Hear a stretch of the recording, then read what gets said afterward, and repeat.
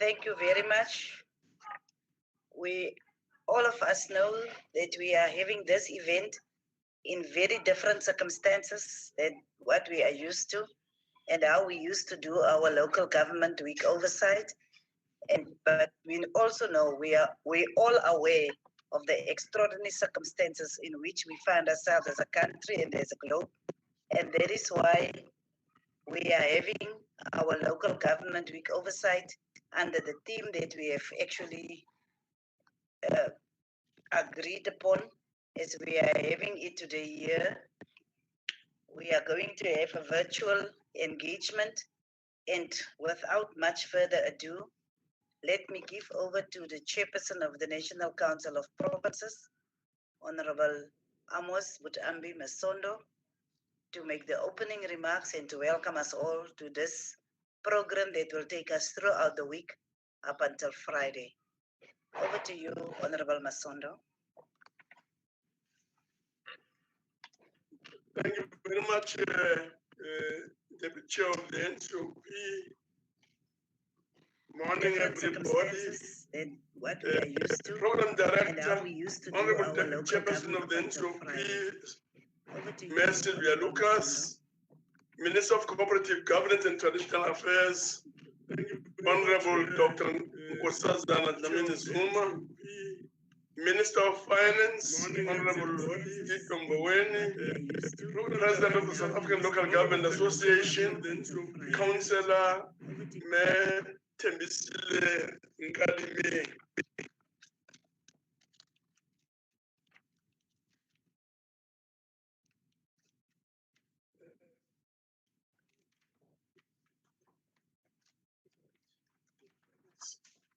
Deputy Minister of COPTA, Honorable Parks Gao, Deputy Minister of Finance, Honorable Dr. David Masondo, NCOP House Chairpersons, Honorable Deputy Minister of Finance, Winning Wenya, Honorable and David Chomonya Masondo, Chief Whip of the NCOP House, Honorable Seiso Mohai, Honorable Permanent and Special Delegates, Honorable Members of the Provincial Executive Councils, members of the SALGA National Executive Committee, mayors and councillors, leaders of stakeholder organizations in the local government sector, ladies and gentlemen.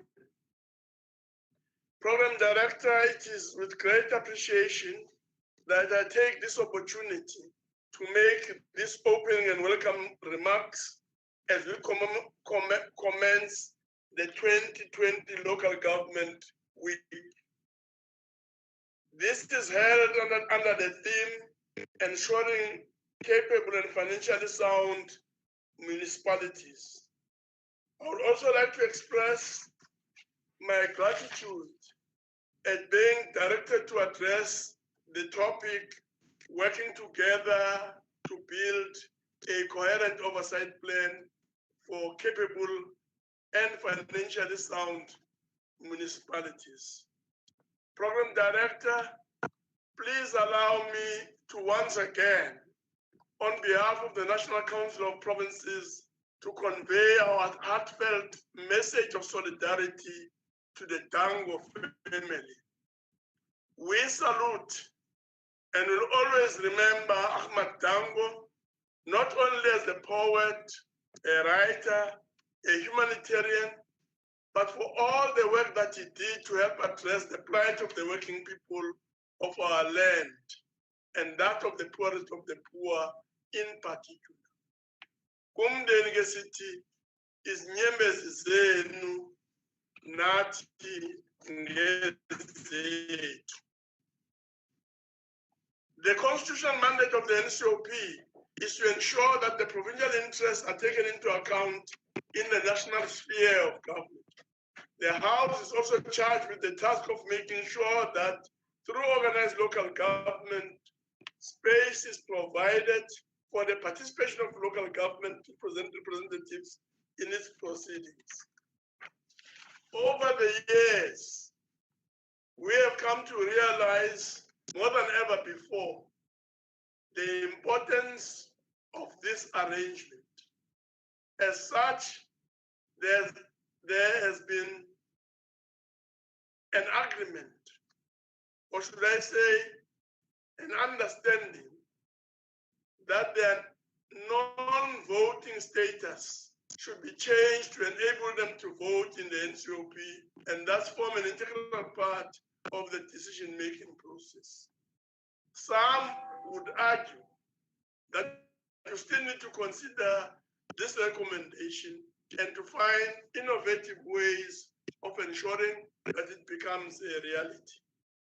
The importance of working together to build coherence in our oversight approach in support of local government is foregrounded by the location of municipalities in the cooperative government scheme. In this regard, Section 1541 of the Constitution clearly stipulates that the national government and provincial governments, by legislative and other measures, must support and strengthen the capacity of municipalities to manage their own affairs, to exercise their powers, and to perform their own functions. It is important to note that in designing these measures, national and provincial governments are required to consult the municipalities. Specifically, Section 1542 of the Constitution provides as follows: quote, draft national and provincial legislation that affect the status, institutions, powers or functions of local government must be published for public comment before it is introduced in Parliament or provincial legislature in a manner that allows organized local government, municipalities, and other interested persons an opportunity to make representations with regard to the draft legislation, close quote. If observed and adhered to, these measures can go a long way in assisting us to enhance our ability to work together in support of local government.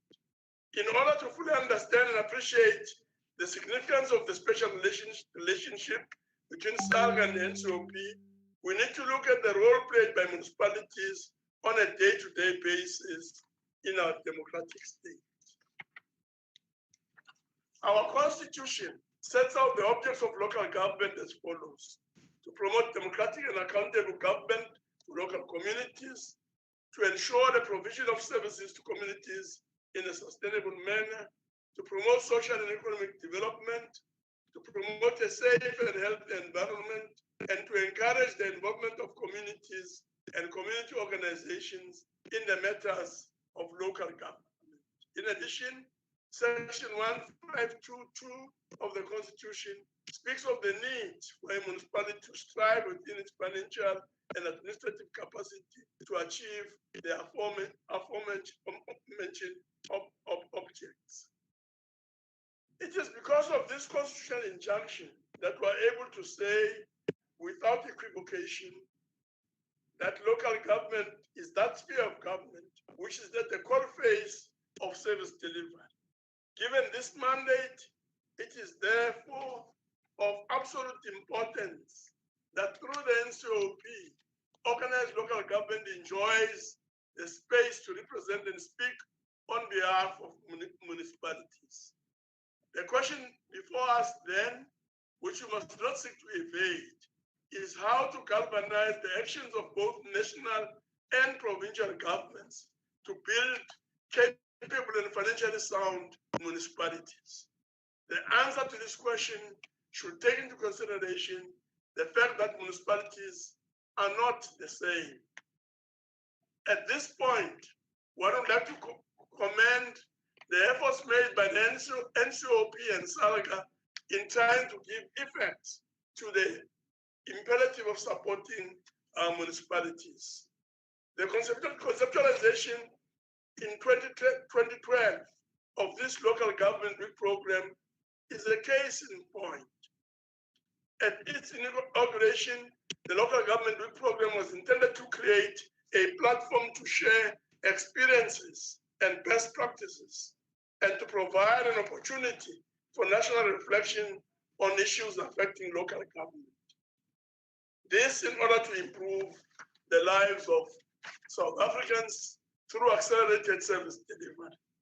The following objectives were thus articulated to show successes and challenges confronting municipalities in the execution of the developmental mandate, to assess the adequacy of the support framework from national and provincial government as envisaged by the Constitution, to explore means of enforcing the constitutional support framework, to facilitate dialogue on local government issues, and to reach common understanding on the challenges at hand, as well as to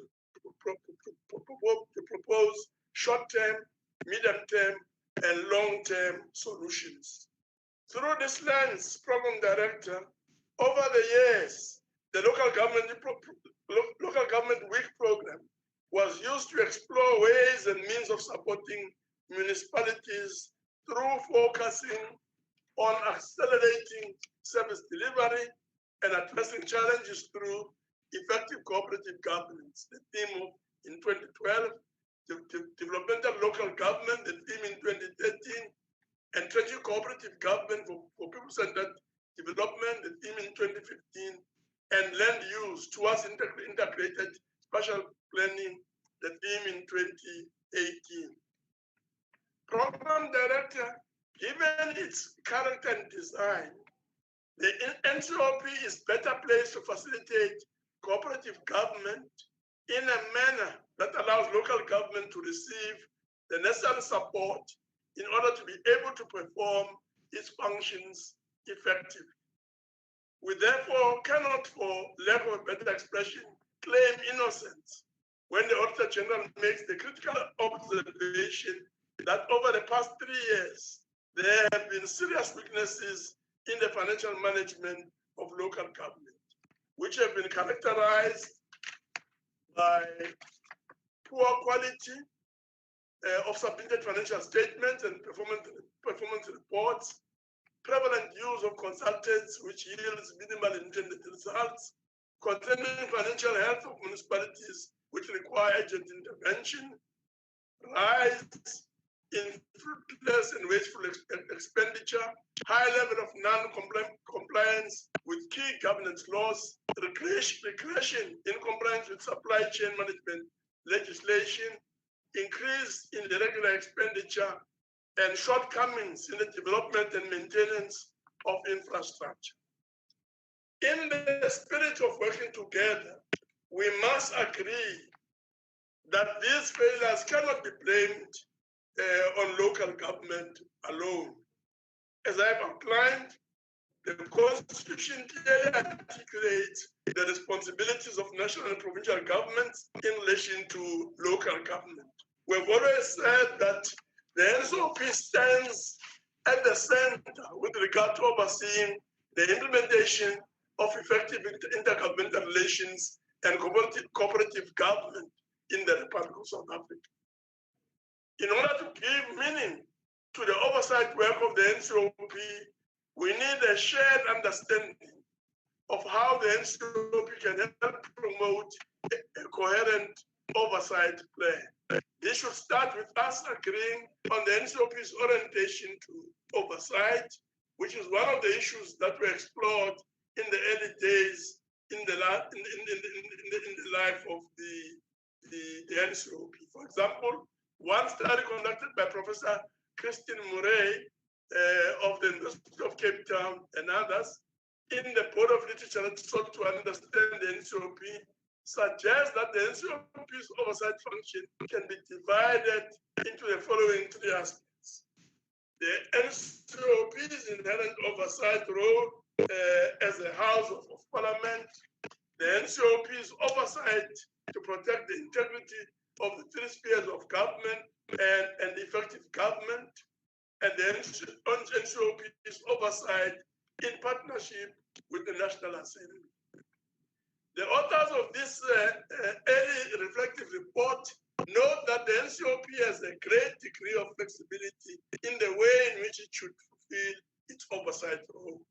They argue that although the NCOP is constitutionally obliged to conduct certain oversight functions, for instance, under Section 100 and 139 of the Constitution, it is not obliged to oversee all government actions all the time.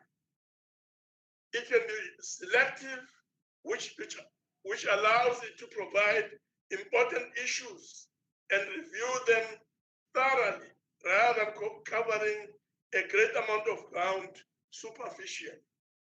They regard this as an approach that acknowledges the NCOP's limited capacity in respect of the number of permanent delegates.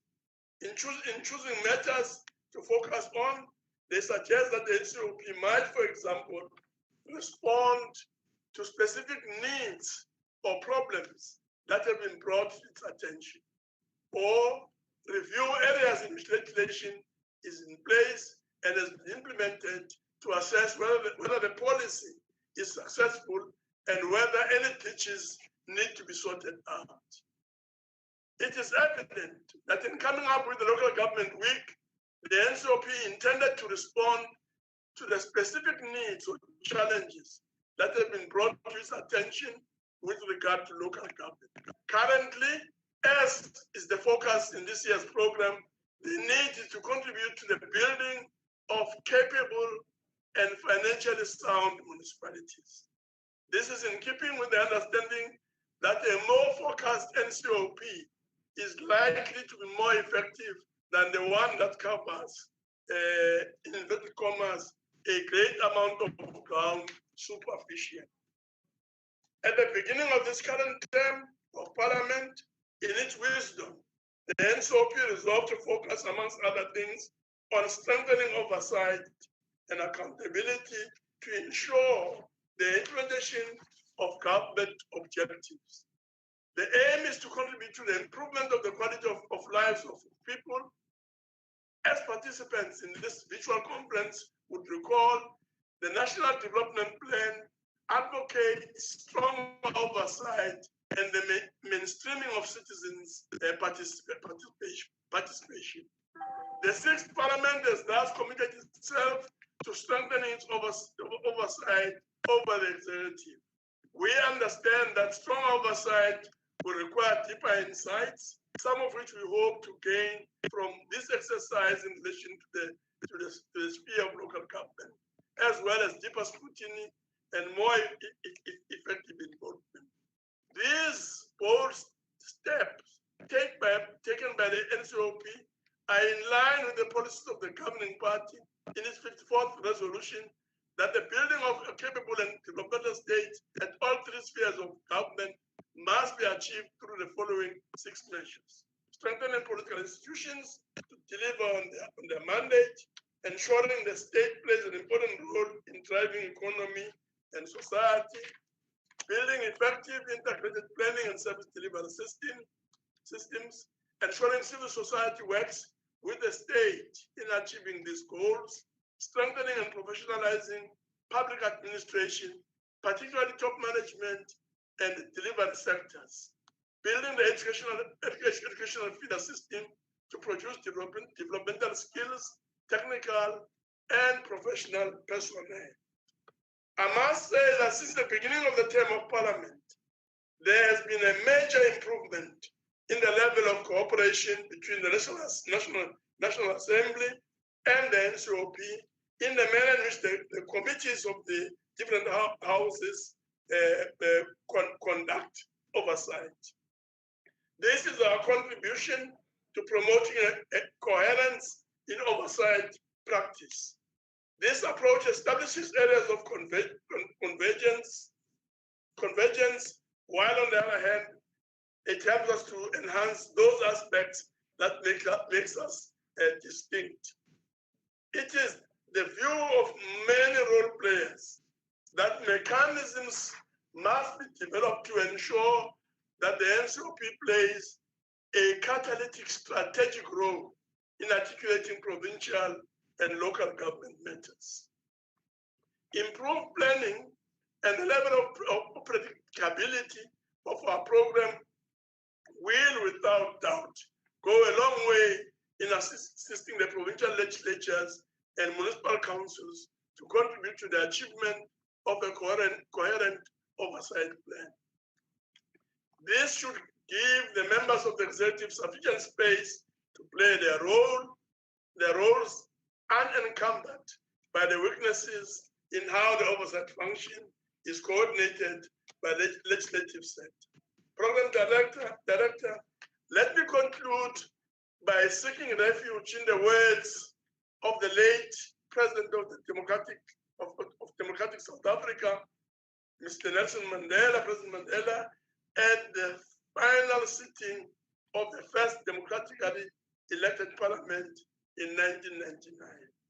Quote, because the people of South Africa finally choose a profoundly legal path for their revolution, those who frame and enact the Constitution and law are in the vanguard of the fight for change.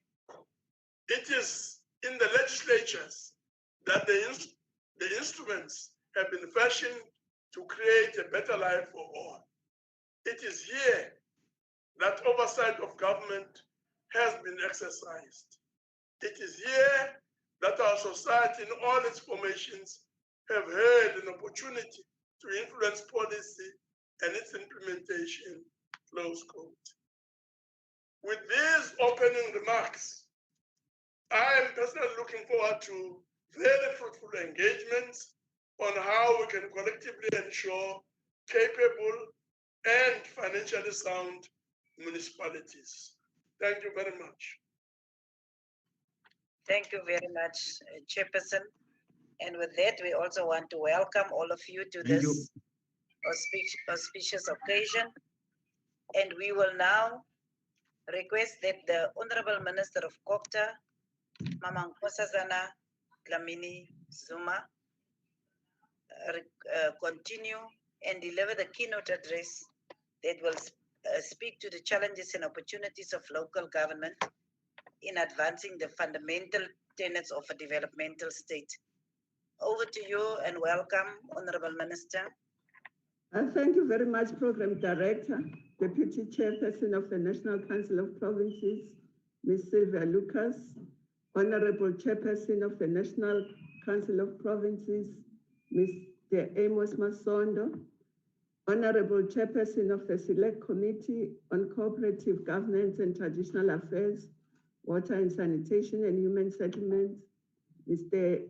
China Dodovu, colleagues, Minister of Finance, Tito Mboweni, and other ministers present, Deputy Ministers of Corporate Government and Traditional Affairs, Mr. Obert Bapela and Mr. Pakstow, Deputy Minister of Finance, Mr. David Masondo, President of the South African Local Government Association, Councillor Thembi Nkadimeng, members of the Select Committee on Cooperative Governance and Traditional Affairs, Water and Sanitation and Human Settlements, honorable members of the NCOP, the Chief Whip of the NCOP, Honorable Seisi Muhai, ladies and gentlemen, thank you very much for giving me this opportunity to explore the challenges and opportunities in relation to local government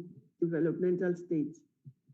It is important that we must foreground our contribution with the understanding of the developmental state. No, get out and now go feed them. I will take up anytime. The local developmental. Please, Chief Whip. Chief Whip, Chief Whip. Mute, please. In the South African context, the local developmental state cannot exist in the absence of a developmental philosophy in all the spheres of government. This is because, according to our constitution, South Africa is a unitary state with national, provincial, and local spheres of government, which are distinctive, interdependent, and interrelated. Ours is a developmental state, which, according to Professor Thandiki Mkandiwiri, must conceive its mission as that of ensuring economic development through structural change in the production system, both domestically and in its relations to the internal economy. Such a state should be a government with sufficient organization and power to achieve its developmental goals. It must provide consistent economic guidance, rationale, efficient organization, and the power to back up its long-range economic policies and plans. Honorable members, this year Local Government Week discussion takes place in the context of COVID-19, which has ravaged the world and our nation, and is the worst pandemic since 1918 Spanish flu, which killed 300,000 South Africans. The virus came at a time when our economy was underperforming, and shortly after that, we were downgraded. And the pandemic has accentuated the deep-seated realities confronting our people. These include hunger, poverty, unemployment, inequality. And we have also seen racism rearing its ugly head and sexism in our country, gender-based violence and femicide, as well as landlessness, and of course, the inherited apartheid spatial planning patterns. The South African developmental state therefore had to respond with speed and decisiveness so as to avoid the repeat of the 1918. In this regard, our response successfully delayed and flattened the curve. These measures that were taken caused the disruption in the lives and livelihoods of our people. The effects of the virus necessitated a government-wide response, which included support to key economic sectors, as well as social relief to the most vulnerable. Small and big business and some municipalities were also supported. We also ensured the availability of PPEs and testing kits.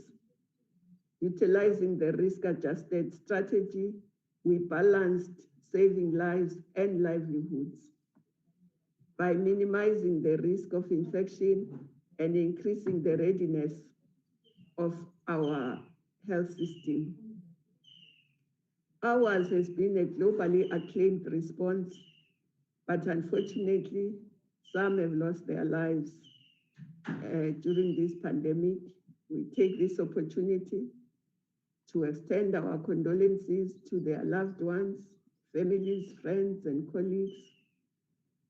We also take this opportunity to recognize the tireless contribution of healthcare and frontline workers who place their lives on the line on a daily basis so that we may win our fight.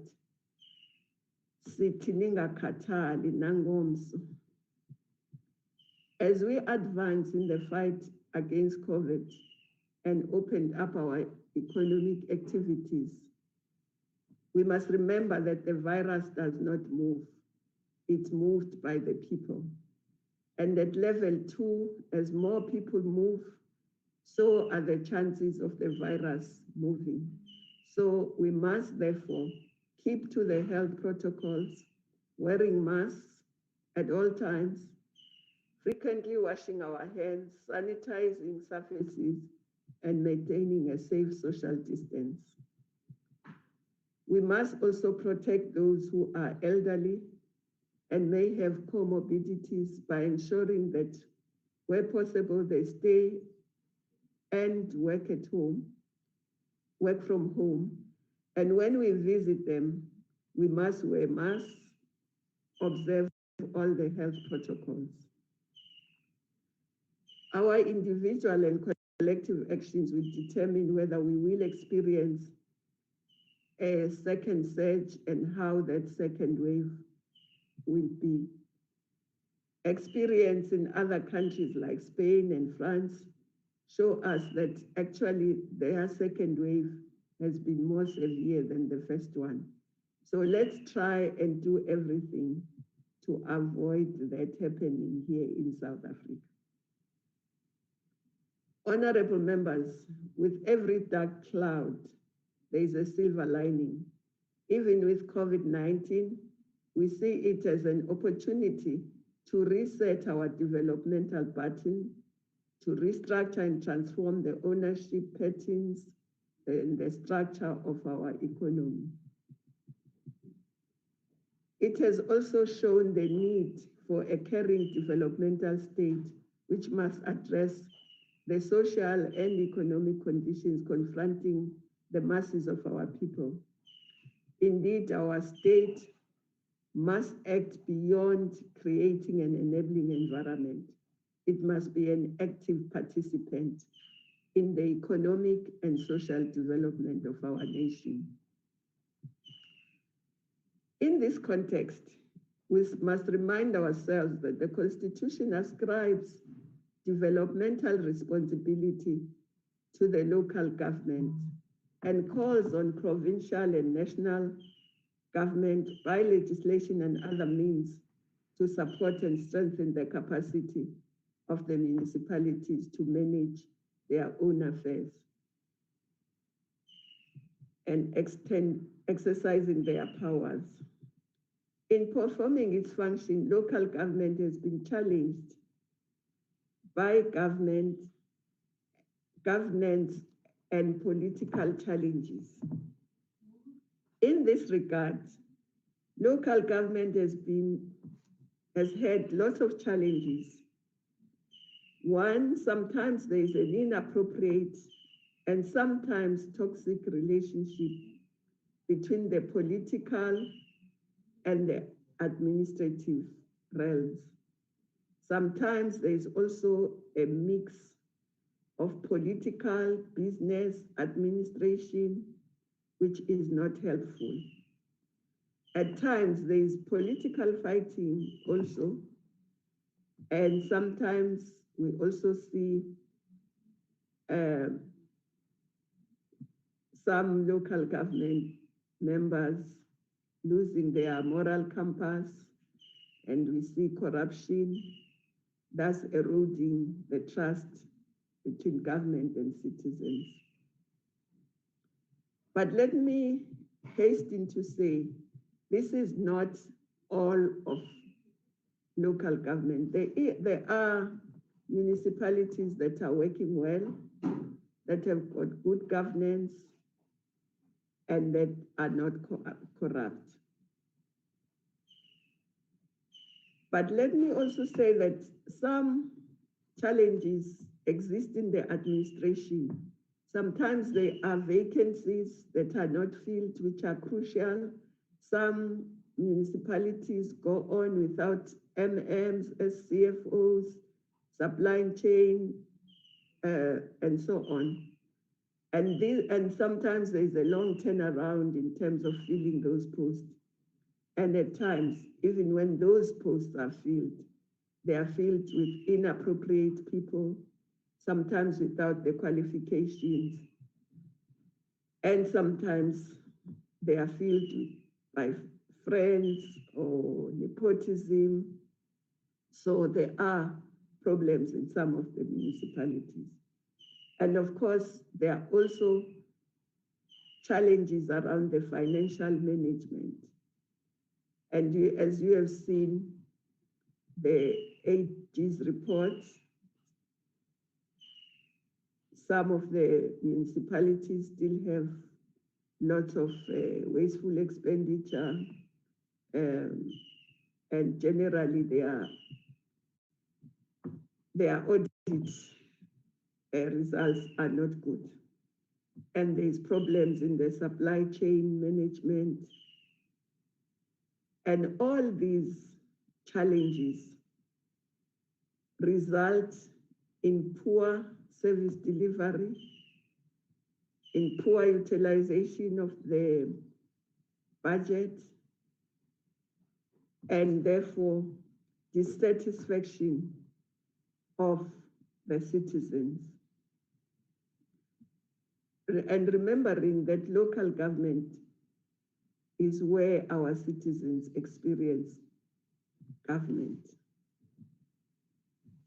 So if there is poor political oversight, poor administration, poor financial management, then obviously there will be a lot of dissatisfaction in the communities. And so these challenges we need to resolve. In some of the municipalities, you find that they do not have a proper tax base or revenue collection, and therefore they are financially unviable. So this is something that all of government must seek to address. Sometimes we've sought to address this by merging two municipalities, forgetting that if you have two unviable municipalities, they will just make a bigger but unviable municipality. Sometimes we take a viable municipality and a non-viable, and the non-viability of the one municipality drags down the other one, and we end up with an unviable municipality. Earlier in the 2008-2009, there were 85 such municipalities which were deemed financially unviable because they relied mainly on the equitable share without being able to raise their own revenue, and their population poor, unemployed, and limited investments in the area. But those have now increased to about 125. And I think the sooner we really look at how we're going to address this, the better. I think the division of revenue must be changed in the short term. In the long term, we may want to look at the organization of the municipalities. But with COVID-19, I must say that even those municipalities that were able to raise adequate revenue, that might be eroded because of the loss of employment from the citizens, and therefore inability to pay for the services. And we may see even a higher number of people becoming indigent. But of course, we also have to address the organizational factors that include mismanagement, lack of transparency, and poor labor relations, inadequate human resource capacity, shortage of technical skills, lack of coordination amongst the three spheres of government, because that is also very important. If local government fails, it means government fails. That's how citizens see it. So as the chair of the NCOP in his address just now said, we can't only blame local government for its failures. All of us must make sure that local government works. But there are opportunities, as you have asked me to look at the opportunities. Let me say that in addressing the coordination across the vertical and horizontal silos, we are able to open up and make sure that government works as one. And we have decided to do this as government through the district development model, in line with the RDP, which says, I quote, we must help people to generate economic wealth in their chosen communities. At the moment, a lot of people leave their chosen communities to go to greener pastures, which when they get there, they see they are not as green. They leave their communities out of desperation, not out of choice. So through the district development model,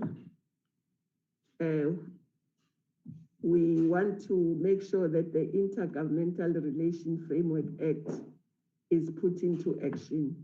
It's a framework for coordinating and aligning development priorities and objectives in the 3 spheres of government, as well as the development of indicators for monitoring and evaluation. Thus, this model utilizes and enhances these frameworks and the existing implementation machinery by facilitating for joint planning, implementation, as well as monitoring and evaluation. The district is seen as the landing strip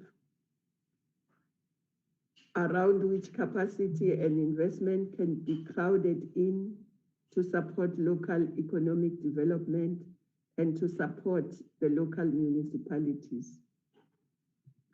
And it also seeks to resolve horizontal and vertical silos to narrow the distance between government and the people, deliver integrated services and monitoring and evaluation, inclusive and gender mainstreamed budgets based on gender responsive budgeting, and also based on the people's needs and community needs, maximizing impact and aligning resources, facilitating for local economic development, which is a constitutional imperative for local government, making sure that there's sustainable development, accelerate initiatives for poverty eradication, unemployment and inequality, for eradication of hunger, and of course, working together to also deal with the landlessness. And our white paper says we must do long-term planning, a 25-year plan broken into 5-year and 1-year plans. And long-term planning is very important because it frees you from your immediate constraints and you can reimagine the future. The model also builds on the developmental role of local government as envisaged in Section 153 of the Constitution. And the 153 of the Constitution is seen as maximizing social development and economic growth, whilst integrating, coordinating, and democratizing development. To sufficiently do this, we must close the trust deficit. The local spheres must address all the basic needs of the people, as seen in the RDP, which includes jobs, land, housing, water, electricity, telecommunication, transport, clean and healthy environment, nutrition, health, and social welfare. So these basic needs, as you can see, cannot only be delivered by local government, they have to be delivered by all the 3 spheres of government, and hence the district development model, which brings all 3 spheres to the district. In unlocking potential, we ought to make a long-term view and employ long-term planning. As I said, a 25-year plan that will be broken down into 5 and 1-year plans. We must start by reimagining our districts and dreaming about what that district will look like in 25 years. But the end result must be a more equitable, prosperous, vibrant, climate smart, sustainable future for those communities. Therefore, we must start by interrogating the endowment structure of each district. What does this district have? Asking the simple question, what the district has. A key resource, of course, and the most precious is the people, and that's taken for granted. And that's where the first investment must go, health, skilling of the people. The second question that you must explore is what is the competitive advantage of this particular district? What can it do well? And then this allows us to design an optimal industrial structure for the district. This requires the developmental state to facilitate and promote industrial upgrading, structural transformation. And for that structural transformation to occur, we must address the binding constraints, the development which may include financing, infrastructure, skills revolution. Of course, these will require the promotion of also incentives to specific industries and localities so as to attract domestic and global investors. All these require strong, ethical, political leadership, as well as adequate administrative and technical capacities. Consequently, the president has appointed ministers and deputy ministers to the districts to be champions. And that really means that there must be somebody in the executive who knows exactly what's happening in the district, who knows what's needed, who can pull any minister into the district or province to make sure that what needs to be done is done. The provinces themselves have also appointed MECs to be champions in the districts. By ensuring that all the spheres are present in all the districts, we can maximize and optimize our investment and our impact on the ground. These investments will require day-to-day management capacities. We've already highlighted the skills limitations of some of at the local level. Therefore, through the DDM, we've introduced shared service model, which allows us to build capabilities at the district level, which capacity is then shared by the local municipalities through what we have termed the district hubs. Over the past weekend, we undertook a working session in Waterberg. We went there physically, and we had a very interesting working session to look at the actual implementation of this district development model. Of course, we had to do this within the prescript of the health protocols, 50 people in a room, but we had all the 3 spheres of government. We had 4 MECs from the province. We had the local, we had the national, and we had other support. Now, basically, what we were doing there was to introduce the hub, We brought expertise like planners, engineers, financial managers to actually strengthen the district so that those services can be shared, and also partners like DBSA, CSIR, University of Limpopo. What was interesting is that we also decided not only to have this working session just as government. Yes, all the three spheres were there, but we also brought the traditional leaders, we brought women, we brought youth, we brought small business, we brought farmers, we brought the University of Limpopo.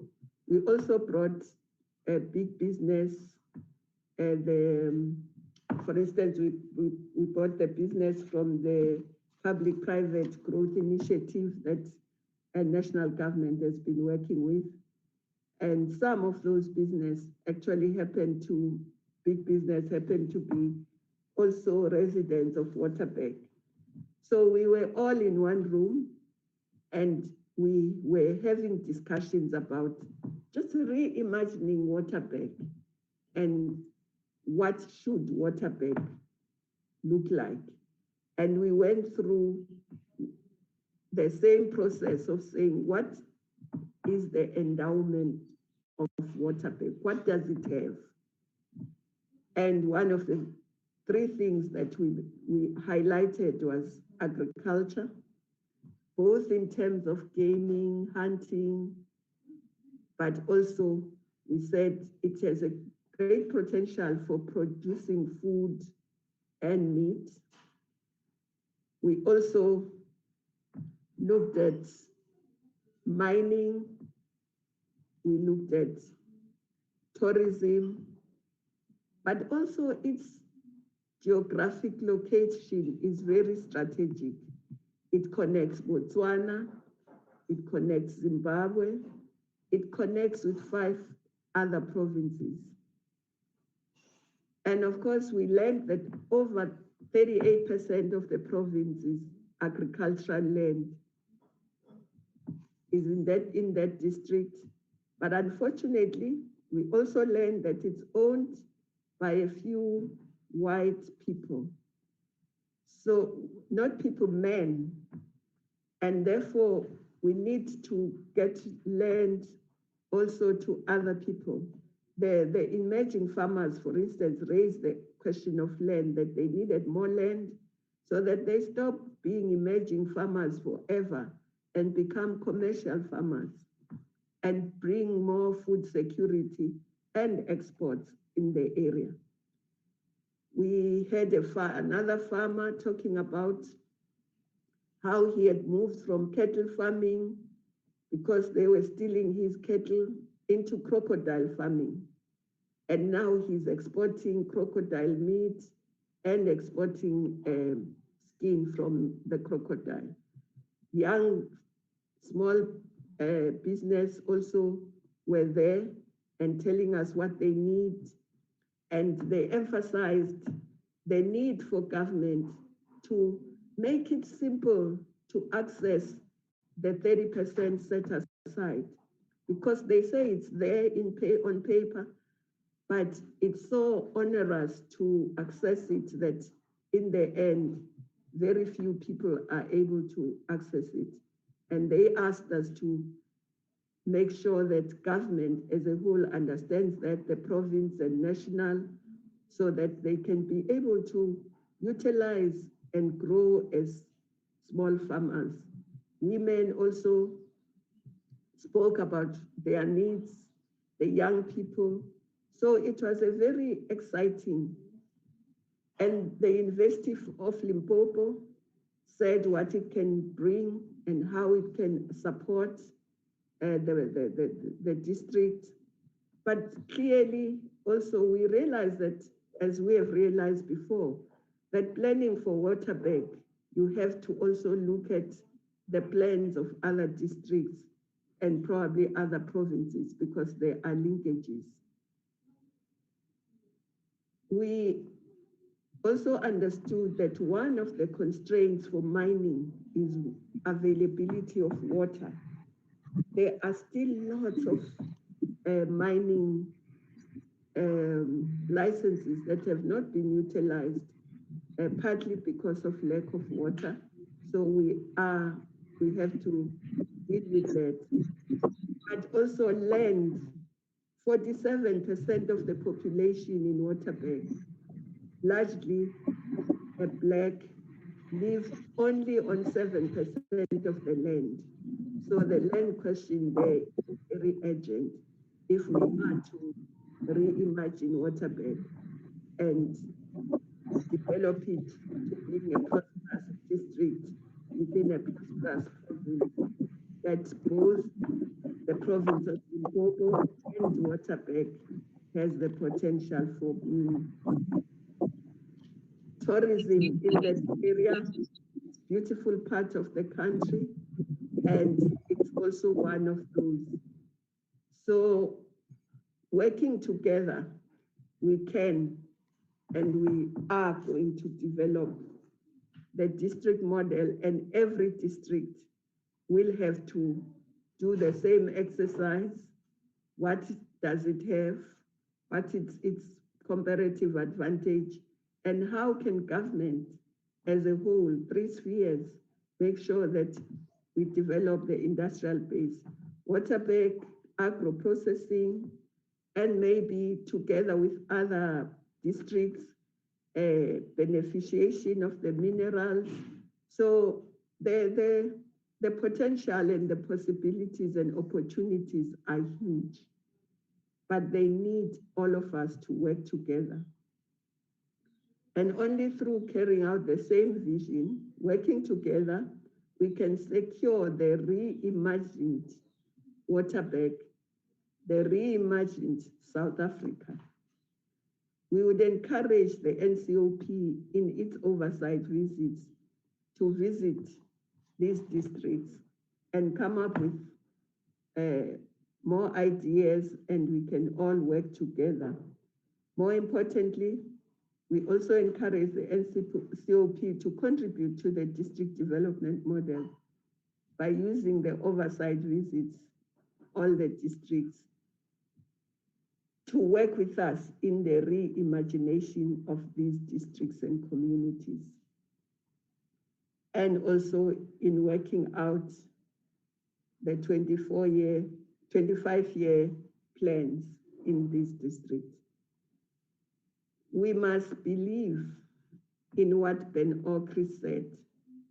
When I said, and I quote, "We can dream this world and make the dream come real. Human beings are gods hidden from themselves," close quotes.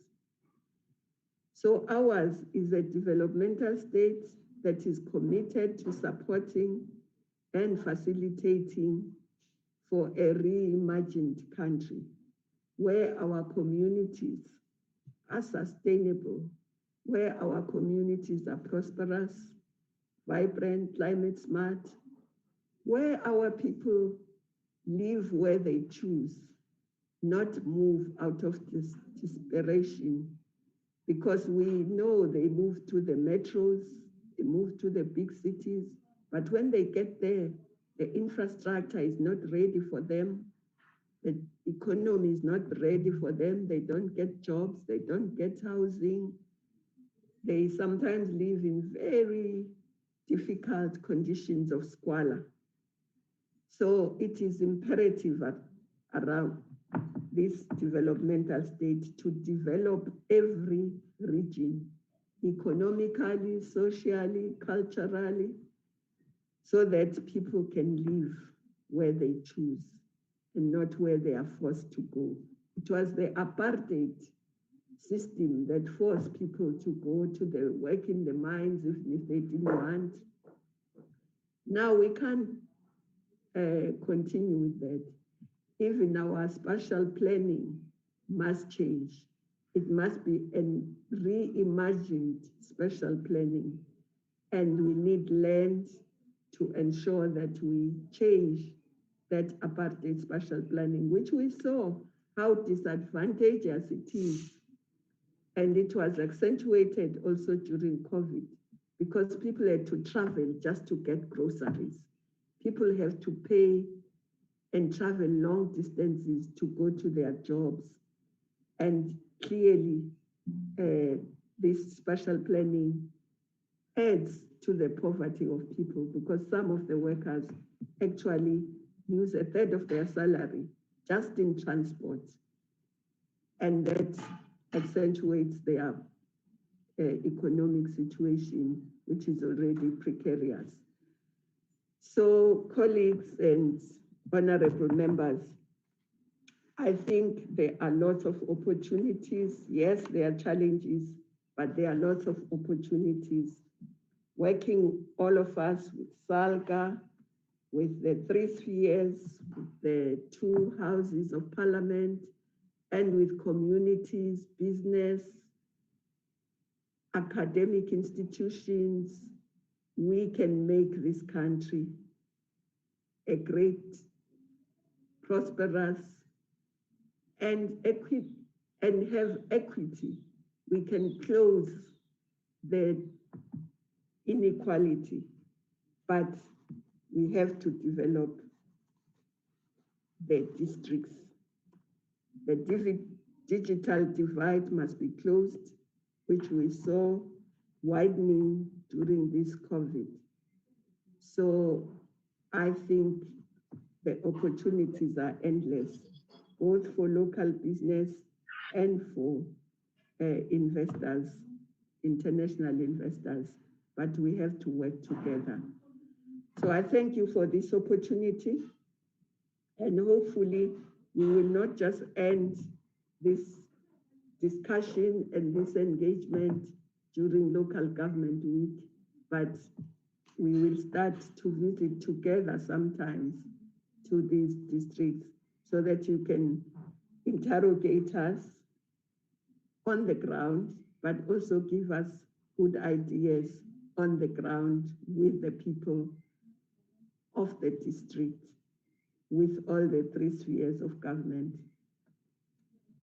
I thank you very much for giving us this opportunity. I wish you a very successful local government week. And of course, we will be part of that local government week. Thank you very much.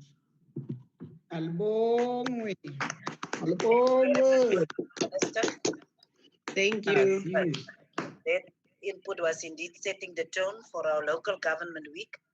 So we want to express our appreciation for the comprehensive that is actually showing us the vision that is of the district development model that will actually enable us to build prosperous societies and to make sure that local government work for our people. We will now continue with our program, and we will give over to the president of SALGA, Councillor Tembi Nkadimeng, to give an input about building a coherent approach to addressing the interlinked and interdependent challenge facing local government in South Africa. Over to you, Honorable President of SALGA.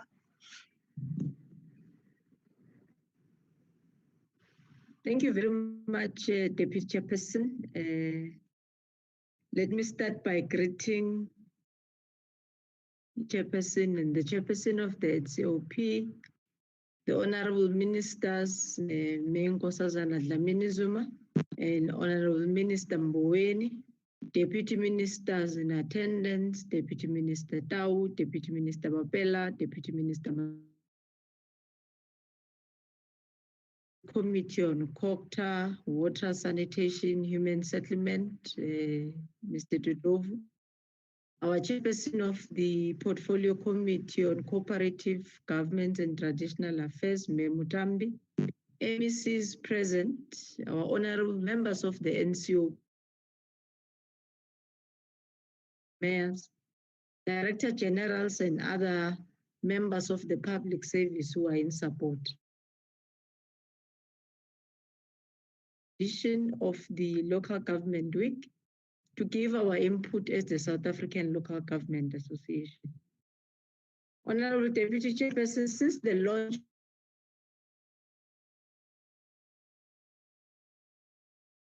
NCOP Local Government Week have been to facilitate a dialogue of local government issues, foster a common understanding on challenges at hand, as well as to propose short, medium-term, and long systemic and legislative solutions, to showcase general and innovative good practices as part of knowledge sharing, to assess the adequacy of support and intervention framework from national, provincial government, as well as envisaged by the Constitution, thus trying to introduce mechanisms that are within a but also to review legislation affecting local government. Informed by these noble objectives, we hope that the discussions of the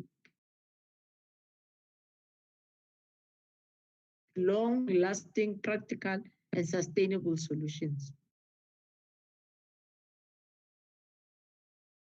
will be an opportunity to mobilize all the three spheres of government to plan together, implement jointly, and to monitor in the interest of building a coherent approach to addressing the interlinked and interdependent challenges facing local government in South Africa as per the theme of this gathering. On the 5th of December this year, South Africa will be celebrating 20 years of the democratic local government. It is our view as SALGA that government, and in particular local government, has undergone rapid transition and transformation over the past 20 years. There can be no doubt that local government has had a profound impact on the lives of ordinary citizens in expanding the provision of basic services to our people. While it is true that a number of serious and complex challenges persist in our municipalities, by and large, local government has delivered quality services and a better life to the majority of our people. Official statistics today show that tremendous progress in neglected areas like former homelands, despite, of course, the reality that we are continuously chasing a moving target due to our population growth and immigration, which rapidly give rise to new settlements, which are mostly informal. The latest non-financial census of municipalities released by the Statistician General in August 2019 confirms that the number of households receiving services from municipalities have increased between 2017 and 2018. So, Chair, it is within this context that our sincere expectation is that this week will continue to assist in providing credible solutions. Without, of course, preempting what will be discussed of the next few days, I would like to kickstart some of the discussions by touching on some of the vexing issues that we as SALGA believe should be debated and be reflected upon. By way of introduction, Chair, local government has come under a long and a lot of scrutiny, perhaps necessarily so, as we are a sphere that is most visible and closest to the people. Furthermore, our system of wall-to-wall municipalities means that every development that happens in the country happens within a ward which is located in a certain municipality. In one way or another, or do not get from government, find the most concrete expression at municipal level. Despite its most pivotal role, local government was the last sphere to be considered and conceptualized during the negotiation period. And as such, the development of its policies, systems, practices, and funding has tended. This is more aptly demonstrated by the still continuing debate on the powers and functions of municipalities, the vertical allocation of finances from the fiscus, and the continuing refinement of systems and policies affecting local government. Over the past 20 years, various policies, legislation, regulatory and support program measures have been brought about to stabilize local government. and to give it necessary impetus to operate optimally. Among some of these measures, some of us will recall very well some of the much of what they intended to be. Municipal support program, project viability, project consolidate, local government turnaround strategy, Sienza Manje, and the current to basics. Where to and how do we bring about stability, capacity, institutional resilience, good governance, better resourcing for and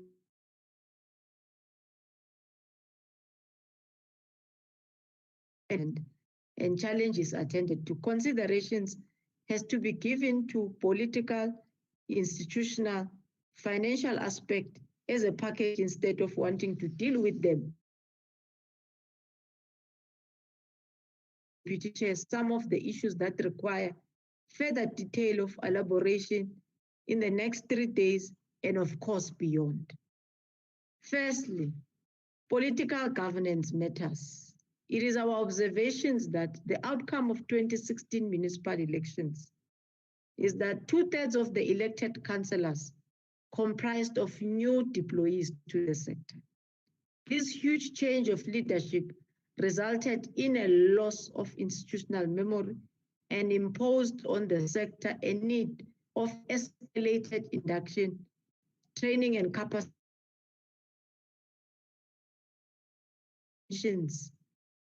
carried by SALGA and COPTA in particular to increase the capacity of councillors in the first 4 years of the term of office.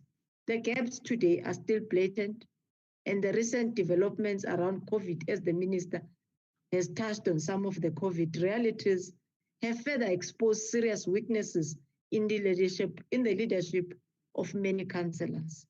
Every 5 years, the high turnaround in local government, exacerbated by the lack of proper screening of candidates, sets the sector back in terms of leadership, governance, and oversight stability. It is therefore a proposal that a new arrangement for the identification, deployment, and capacitation of councillors has to be found by all of us collectively. With regard to leadership and oversight, it is our observation that the Auditor General 2018-19 municipal audit outcomes confirms that mayors provide 25%, council provide 26%, and MPAC, which is Municipal Public Accounts Committees, provide 27% independent assurance and oversight at municipal level. With the exception of the attempts made by the opposition parties in council, it does show from the Auditor General's review that there's very little oversight played by mayors over what happens in municipal administration, and similarly, very little oversight by municipal councils over the mayor and the mayoral committee or executive committees, as we may call them. Whereas all local municipalities have established MPACs and have been trained, they in most instances are still undercapacitated, under-resourced.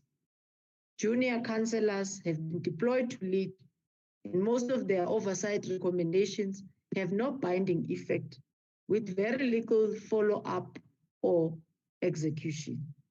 So MPAC don't carry the weight of SCOPA as we know it. Hence, they have not been able to refer their findings to investigative agencies, table forensic reports, or hold the executive leadership of the municipality accountable. So by and large, they have tended to be more partisan and have lost their strategic intent and significance. So it is our proposal through this parliament process, which is currently processing the amendment of the Structures Act, that hopes to legislate the role of MPAC. The political assurance providers must play a more active role in ensuring that preventative controls are implemented. In particular, the legislative process should be an effective oversight role. With regard to consequence management, Deputy Chair, it is our observation that one of the key findings of the Auditor General over the past years has been that cases of violations and transgressions in municipalities are not prevented, and those responsible are not sufficiently held accountable. While the amendments to the Audit Act seeks to remedy some elements of this, the focus is mainly on individuals, neglecting the systemic issues that may pervade the entire municipality. Whereas SALGA has done some work towards consequence and accountability framework, it is proposed that a consequence framework dimensions of poor management at local government should be developed without creating a duplication with what the AG has already proposed. This framework could, for example, entail elements such as the grading of municipalities based on performance levels, the awarding of performance. This element could cover both political leadership and administration, and could be agreed upon performance indices emanating from the AG outcomes, States SA Municipal Non-Financial Census Report, and other municipal performance rating instruments to allow us to arrive at what makes a performance bonus of an institution. As it relates to matters, the current regulatory framework, Deputy Chairperson, puts a limit on salary scale of municipal managers based on grading and the category of municipalities. This has had the unintended consequence of depriving small and rural necessary to turn them around. The quality of life and salary levels at these municipalities has been that the well-capacitated and qualified individuals would come at a premium. Unlike in the health sector, for example, where there is an incentive for a medical doctor who work in a rural hospital, the same logic, we believe, should be considered for such types of municipalities. Furthermore, that they are currently municipalities. And if you compare these small municipalities, you will realize that the struggle they have in recruitment.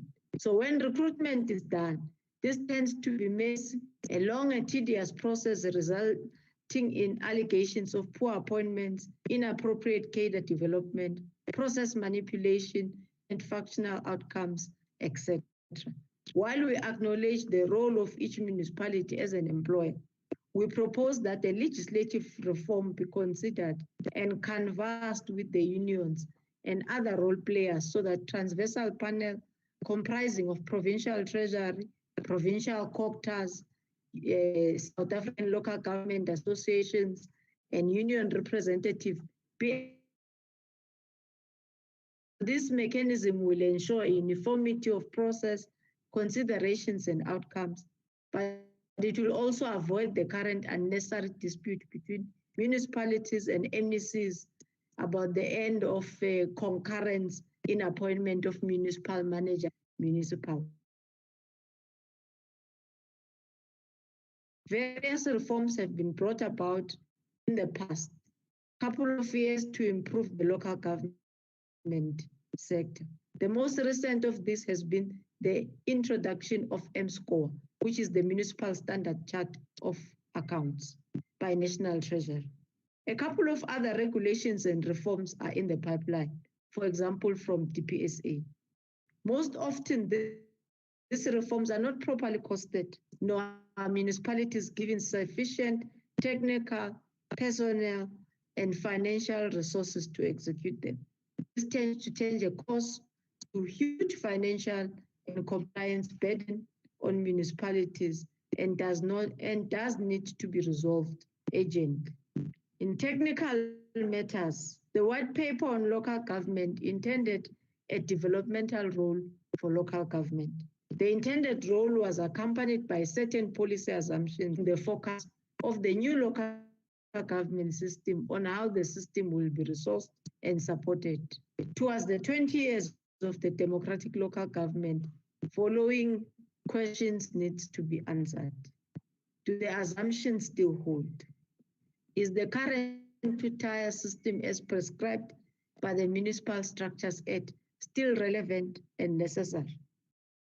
What is to be done by the wanted dysfunctional and unviable municipalities? The Honourable Minister did touch on them as well, and some of them are under Section 139, which poses its own challenges.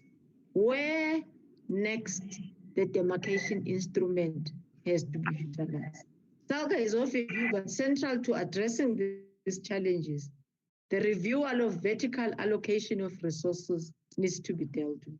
We hold this view in the context that over the past 20 years, the financial resources available to municipalities have fallen short of the demand of municipalities for services and infrastructure delivery needs. And this has been worsening over time.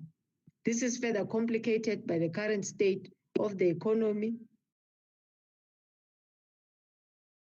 retracted economic growth, and rising debt levels. Although local government is responsible for 46% of the constitutional functions, local government still get 9.1% as a sphere fiscus. The current local government equitable share formula, based on the very loose assumption of cost of providing services at a horizontal level, affects the vertical distribution to such an extent that local government is completely underfunded for primarily basic services, but also other components. In many instances, cost of providing basic services exceeds equitable share. Chair, let me repeat this. In some instances, providing basic services exceeds the equitable share based on the following key factors. The topography of the municipality, is it flat or rolling or mountainous terrain? The location, is it coastal or inland? The distance from economic centers, development status referring to a number of settlements and densities, loss of economy of scale, and many other factors. So it should be noted that in some instances, consumption of indigents exceeds basic services, particularly in instances of yard connections. A proposal was accepted for the Minister of Finance to convene a special report to, amongst others, consider a reviewal of the equitable share formula. Further solutions for local government to deal with the municipal finance health challenges, as stipulated in the 2018 municipal audit outcomes. They confirm that the financial statement shows an increasing indicators of the collapse in the local government financial systems. The AG further confirms that the financial woes of local government heavily on municipal creditors. Owed to municipalities is also a well-known fact that, as per the AG report also, 59% of the municipal debtors are not recoverable. We've done a bit in depth into the municipalities themselves, and we have found that 55 municipalities, 80% of their debt cannot, so 55 municipalities will not be able to 80% debt, while 99 municipalities days of their rates and taxes. So in light of the realities, we may have to put together measures to write off the ever-increasing household debts to municipalities, including the introduction of the national bill for the writing off of these household debts in exchange of installation of prepaid water and electricity meters. So we're not calling for a blanket write-off, but also and will make sure that once the write-off has been given, the systems are in place to make sure that we are on a prepaid, a pay-as-you-go type of a system. Improve municipal revenue collection instrument through measures such as the Tax Administration Act, so that before paying the refund, they first check with the municipality if the person whose money is due does not owe his or her municipality. If the taxpayer owes, their money due to the municipality will be paid first before a refund is deposited. We may also look into amending Schedule 2 of Section 10 of the Municipal System Act so that it is not only municipal councillors and employees of municipalities who may not be in arrears with their municipal bills for more than a period of 3 months. So this may apply to members of provincial legislature, members of the National Assembly, etc., government, public service employees, state-owned enterprises. It must be legislated that you cannot owe, just like councillors and municipal employees, more than 3 months in a municipality where you are residing. We may also establish a district revenue collection agency. This will achieve a better efficiency. It could also be in line with the DDM, but will also free up personnel to focus on more pressing service delivery efforts. SARS system and processes will be considered in putting this together after due diligence is done. Amending the procurement regulation to make it compulsory, for example, for a potential service provider to produce municipal rates and taxes compliance certificate prior to being a government contract. We have, for example, currently where you have got to have your tax certificate, tax clearance certificate before you could be able to trade with the state. If we could protect municipalities as well, so that the potential service provider has cleared the municipal bills as part of the mandatory requirements to be a service provider, it could help. We need to resolve all the constitutional issues relating to electricity. The municipalities and ESCOM, without any improvement so far, the debt owed to municipalities includes organs of the state, current COVID-19 impact, which has made it difficult for our residents to pay. Our observation is that the adherence to the payment agreement by municipalities to ESCOM is still problematic because a number of municipalities which have debts still are balances struggle to pay their current accounts, resulting in overdue balance increase. When equitable share is received from National Treasury, payments to ESCOM improve just by a small margin, but this is also then affects service delivery or other services which the equitable share could have been assisting in delivering. In that instance, ESCOM will exert pressure through the PAJA process, which also allow it to and many other municipalities who are facing such challenges. So we view this still as not a sustainable solution, but only brings unrest and yields temporary improvements in overdue accounts. ESCOM concessions, which we're dealing with resolving some of the systematic issues, could include interest and penalties from ESCOM, as well as challenges with ESCOM credit control policies on municipalities have been withdrawn for metros and also for those that are not adhering to payment arrangement.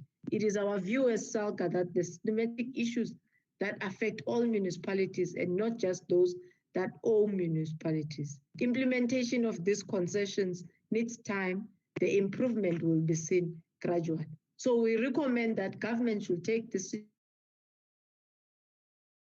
The findings of the National Treasury in-depth study to finances of owing municipalities is not just limited to the notion of out in the public of corruption and political will, but there is a number of municipalities who genuinely cannot come back from this situation due to their economic situation.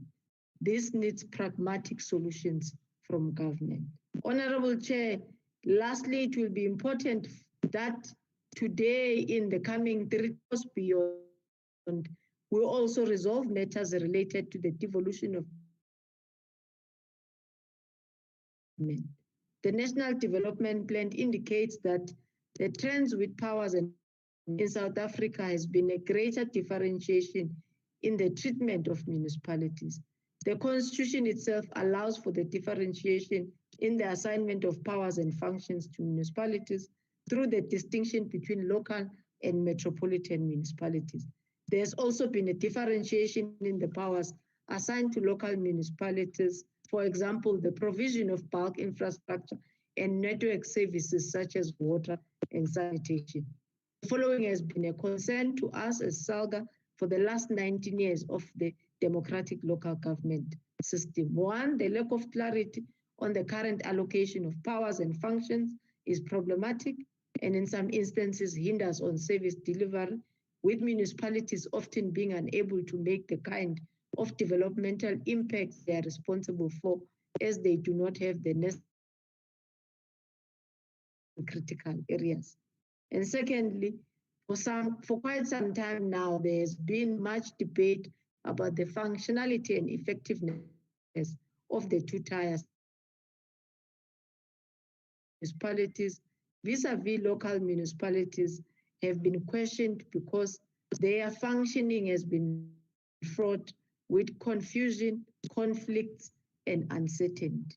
Mindful of the new district development model approach, it should also be noted that municipalities perform functions on behalf of provinces and bear significant costs for the delivery of this and underfunded mandates, also confirmed by the Financial and Fiscal Commission technical report. So as SALGA, we suggest that the revision of the existing powers and functions is imperative towards creating an ideal municipal functional model after which funding should follow. We need to transfer for assigned functions should not be dependent on the minister or MEC's discretion, but must be directly transferred to municipalities. As I conclude, Honorable Deputy Chairperson, whereas I have highlighted some of what we believe at the South African Local Government Association are key issues, we do not suggest by any measure that these are exhaustive. It is our proposal that, unlike in the past local government weeks that concluded on very useful outcomes, we have seen very few that have found expression through implementation. We believe that this local government week must assign specific people to work with us in driving these initiatives and in processing recommendations through the government system, cabinet committees, and other such approval structures so that we could be able to see change that is brought about local government input. I thank you very much, Honorable Chairperson, for the opportunity given to the South African Local Government Association. Thank you very much. President of the South African Local Government Association. And without much further ado, we will be moving on with our program, and Treasury will be represented by the Deputy Minister of Finance, the Honorable David Masondo, and we will give over to him for a fused presentation on the part that the Treasury was supposed to do, including the Minister's input. Over to you, Principal. Thank you, Chairperson, and the Deputy Chairperson of the NCOP, Honorable Sylvia Lucas, the Chairperson of the NCOP, Honorable Amos Masondo, the Chief Whip of the NCOP, Seiso Mohai, Minister Nkosazana Dlamini Zuma, Deputy Ministers, Deputy Minister Bapela, Tau, SALGA President, Councillor Tembing Kadimeng, Chairperson of the Select Committee, China Dodovu, Chairperson of Local Government Portfolio Committee, Honorable Faith Mutambi, Honorable Members, Auditor General, Mr. Makwetu. Minister Mboweni is not able to join us today because he's at the National Command Council. Please accept his apology. One of the key features of a developmental state is capacity. And capacity is about the ability to do something. And therefore, a developmental state needs to have internal capacity, by which I refer to internal policy cohesion, as well as implementation at all spheres of government. Capacity also refers to external capacity, which is the capacity to enable economic agents, particularly business, to grow the economy. Therefore, the capacity and the performance of our constitutional state should be measured by its ability to discharge its constitutional obligations to South Africans. The performance of the state is generally measured by the public, the people that we serve. The annual audit outcomes issued by the Office of the Auditor General also provides the public with the information on our performance, thus enabling the public to hold us accountable. Despite the National Treasury's interventions, such as the Municipal Finance Improvement Program, the audited outcomes reported for local government have been regressing year on year. Notwithstanding some success in some of our municipalities, the performance of many of our municipalities has unfortunately become synonymous with failure.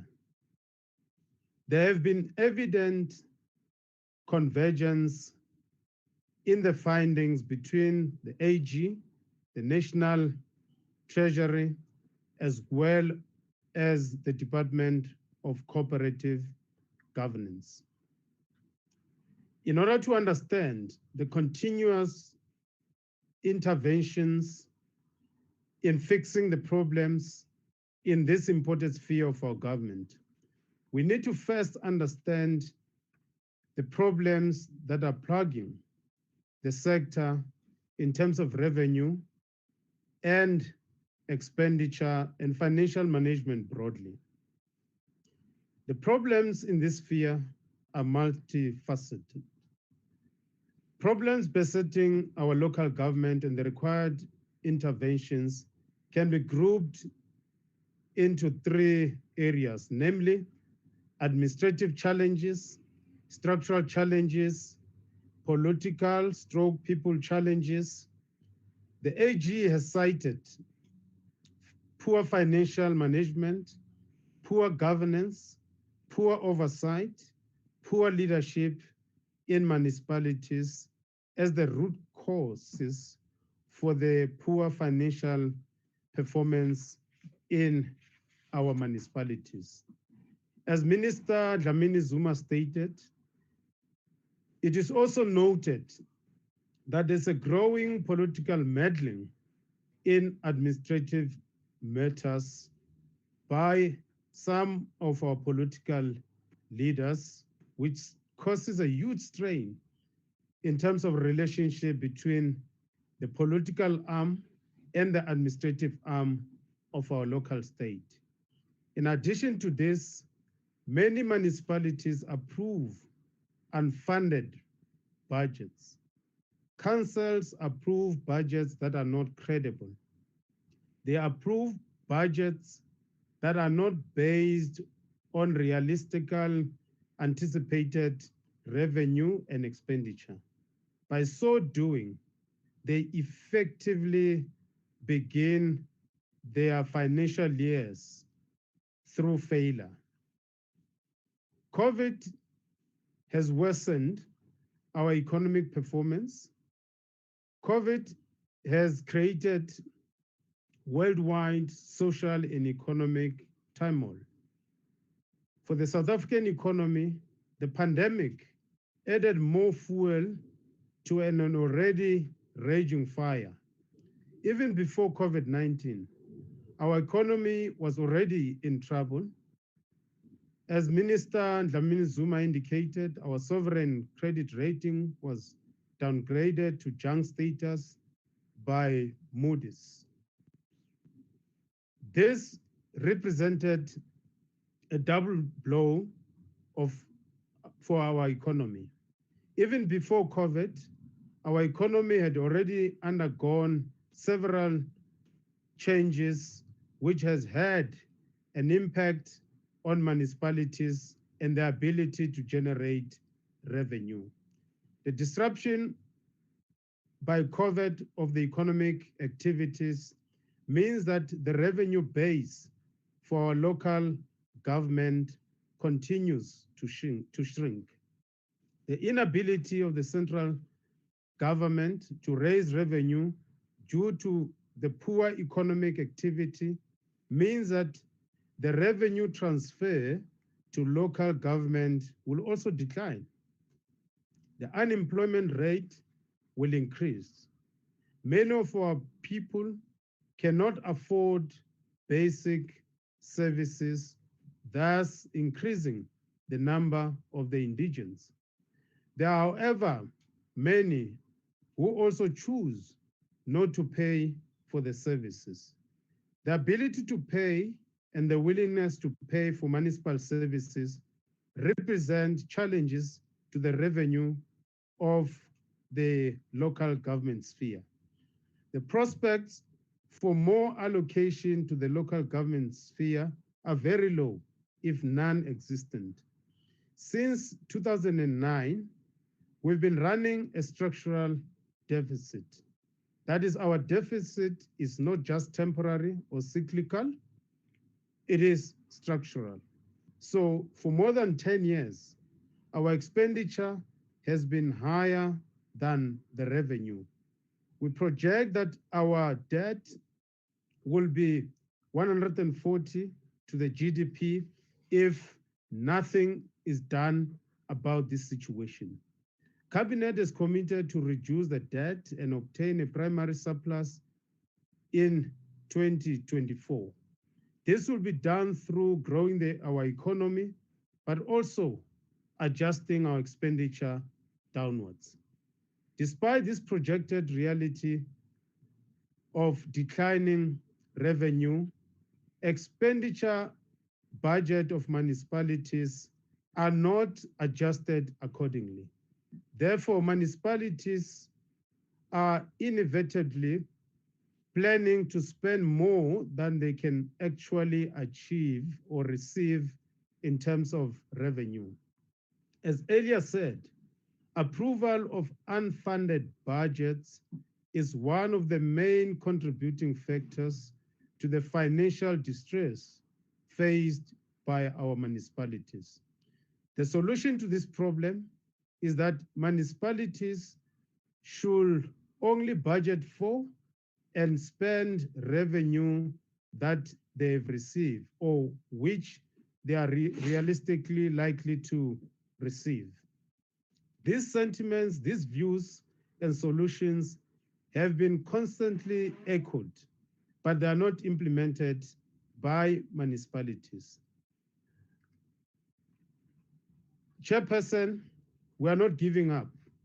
We are working very hard as National Treasury on assisting municipalities in ensuring that their budgets are funded and that they stop spending money that they do not have. A further priority is to ensure that municipalities implement credit control practices. A financially sustainable municipality must be able to balance its revenue inflow and outflow. Revenue losses are incurred daily in local government through losses in the distribution of electricity and water, as well as theft through illegal connection of these services in the municipal areas. Apart from the theft from some community with regard to these services. Aging infrastructure has not been properly or timeously repaired and maintained, continuously contribute to the loss of revenue. Municipalities need to urgently focus on repairs and maintenance, as well as proper planning, budgeting, and implementation of the capacity for capital expansion of these networks. Municipalities have revenue enhancement and turnaround strategies, but many municipalities, Honorable Chair, fail to address the inefficiencies in town planning and property valuation functions. Municipalities tend to miss the link between proper planning to the general rates valuation role and its subsequent link to billable rates and resultant rates revenue. Town planning units need to be adequately capacitated with appropriate skills of town planners, valuers, and building inspectors, and they need to work with the rates departments in municipalities to ensure that data and property information is seamlessly integrated in the financial systems. A large portion of conditional grants, Honorable Chair and honorable members, are year on year go unspent. This robs communities of much needed infrastructure and services. This is largely due to lack of forward planning by municipalities in appointing service providers to execute these projects. Those that appoint service providers late or early either appoint incompetent service providers or they poorly manage these contractors due to some of the technical incapacity in some of these municipalities. Furthermore, poor budgeting by some of the municipalities, as mentioned above, results in municipalities utilizing conditional grant funding to fund operational expenditures because they had failed to adjust or align their expenditure budgets with the realistically anticipated revenue. This hinders the progress of projects as there is insufficient funds to support the expenditure for conditional expenditure projects. The Municipal Finance Improvement Program is in its third phase of implementation as an intervention to assist local government in improving its spending on conditional grants and to assist municipalities in building sound revenue management systems.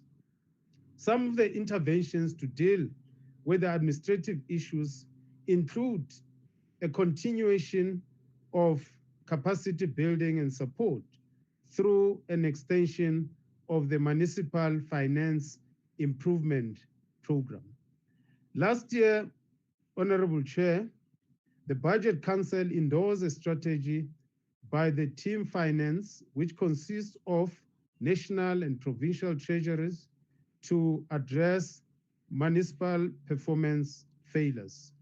The strategy has been reaffirmed at the recent budget forum, and the execution of the strategy will begin in earnest in this financial year, 2020-2021.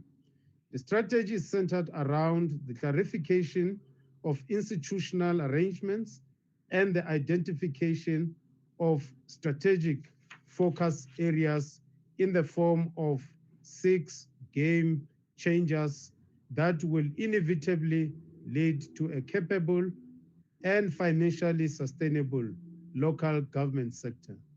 These 6 game changers are funded budgets, revenue management, municipal standard chart accountants, asset management, audit outcomes, and supply chain management. Lastly, we are beefing up our capacity in the national treasury to create a stronger municipal finance recovery service unit. The unit will be responsible for the development of financial recovery plans where municipalities are in financial crisis. The unit is currently in existence. However, the number of requests received for the development of financial recovery plans exceeds the capacity of the unit, which basically demonstrate the extent of the financial challenges we are facing in the local government sphere.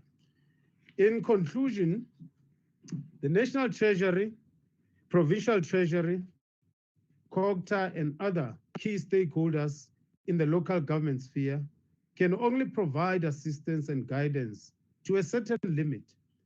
The ultimate responsibility of ensuring good financial management in municipalities lies with its administration and council. Without the will or desire from the councils and municipal staff to improve municipal financial performance, the intervention measures implemented by the stakeholders mentioned above will not be sustained as the evidence suggests. Sound, good, ethical governance from a political and administrative perspective is one of the critical success factors contributing to the improved financial management and service delivery in our local government sphere.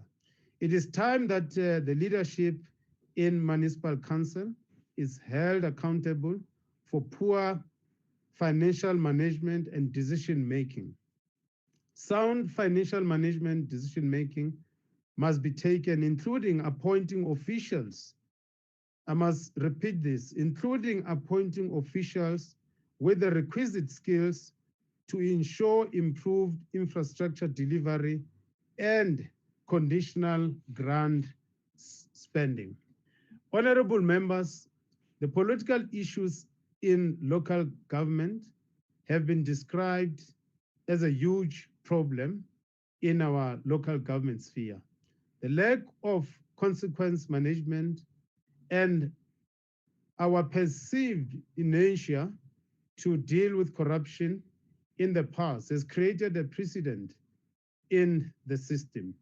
In many municipalities, the boundaries between the political oversight and the administrative sphere have completely broken down.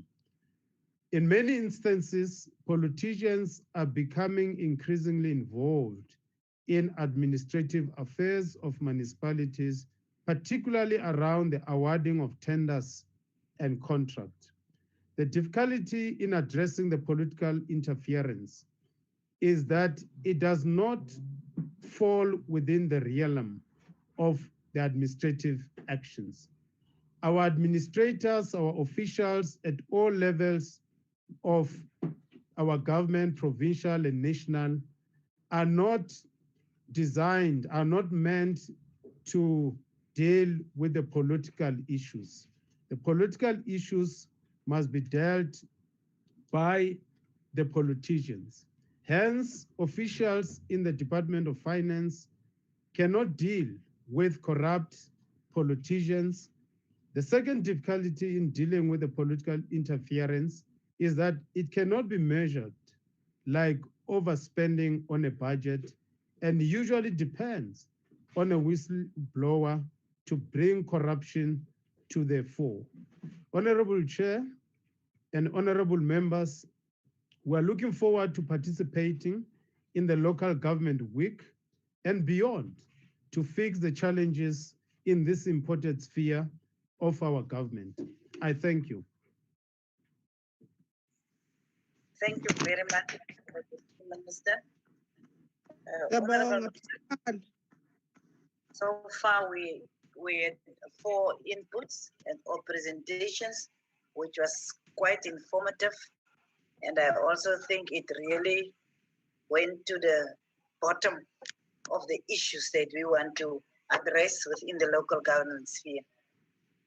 We are now almost at 12. I think for the next hour, we can have discussions around the inputs that we just received from the different presenters. So we can use the raise your hand function to indicate whether there is any discussion or any area where you want to input. We want to once again welcome all the mayors from the different provinces, the MECs that will also participate in this program. We want to welcome you once again, and all the special delegates. Feel free to make your inputs, to ask your questions. We have got time now to have a brief discussion, or we can have a comprehensive discussion. We've got a little bit of time on the presentations that we just received.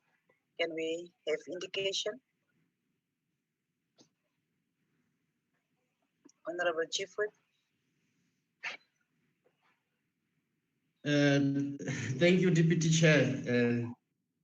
In fact, Deputy Chair, I think the first thing that I must say is to welcome the inputs of the Minister, Copter, and the Deputy Minister and the President of SALGA. This is fascinating stuff because we, through the Minister, also were able to go through the bone of what is it really that we should be addressing. Because in the NCOP, we're interested to reaffirm our oversight model, not only repeating the ritual stuff that we have been doing, but much more purposeful in terms of our oversight, in terms of the local sphere of government. So I was fascinated by the example that was made, what the Minister was talking about, the Waterberg municipality, teasing issues in much more greater detail and developing a framework also where there's discipline of action for both national, provincial, and local sphere of government in terms of those areas of developmental areas, but also in terms of issues of governance broadly. So I wouldn't really go to the specific matters now. I have an opportunity to do so on the agenda later on some of the issues that has been raised. But I think it's really telling inputs that has been presented, concluding also with the Deputy Minister of Finance, that squarely the desire to change municipalities should also rely on the political staff of the municipalities in terms of their being resolved to address developmental challenges within the fiscal envelope that they have. Thank you, Deputy Chair. Thank you very much, Honorable Chief Whip. Can we now go to come in. Come in. Honorable members, can you please mute your microphones? Honorable Dainki, the Speaker of Northwest. Thank you very much, Madam Deputy Chair of the National Assembly, the Deputy Chair of the NCOP and the Chair of the NCOP, Mayor Nkosazana, the Minister, and other Deputy Ministers, all representatives from provinces and SALGA. Good morning. Let me also take this opportunity to firstly really appreciate the presentations done by Mayor Nkosazana, by SALGA, and by the Deputy Minister, the Principal. It's really helping And it really, at the same time, gives interventions on what must be done. And I think all of us, honorable members, we are in agreement to say the state of our municipalities across the country is in trouble. Urgent intervention is needed for the benefit of our people. Our people are crying out there for key service delivery. Our towns are not clean and something needs to be done. And I'm also happy that the Minister Menkosazana raised the issue of viable municipalities and raised the issue of collection of revenue. That is critical and that is important because most of our municipalities are very much affected by that. As much as sometimes we keep on saying they are not doing well, but the reality is that most of our municipalities are not viable and something really needs to be done. And we really appreciate because if the department at that level of the COPTA have identified those challenges and are dealing with those root causes in assisting our municipalities, that means there's a room for improvement. But I think on what Menko Sazana have raised also, we must look into the funding model of our municipalities. We are all in agreement that the local municipalities and our districts are the ones that are closer to our people. So more resources need to be directed towards our municipalities.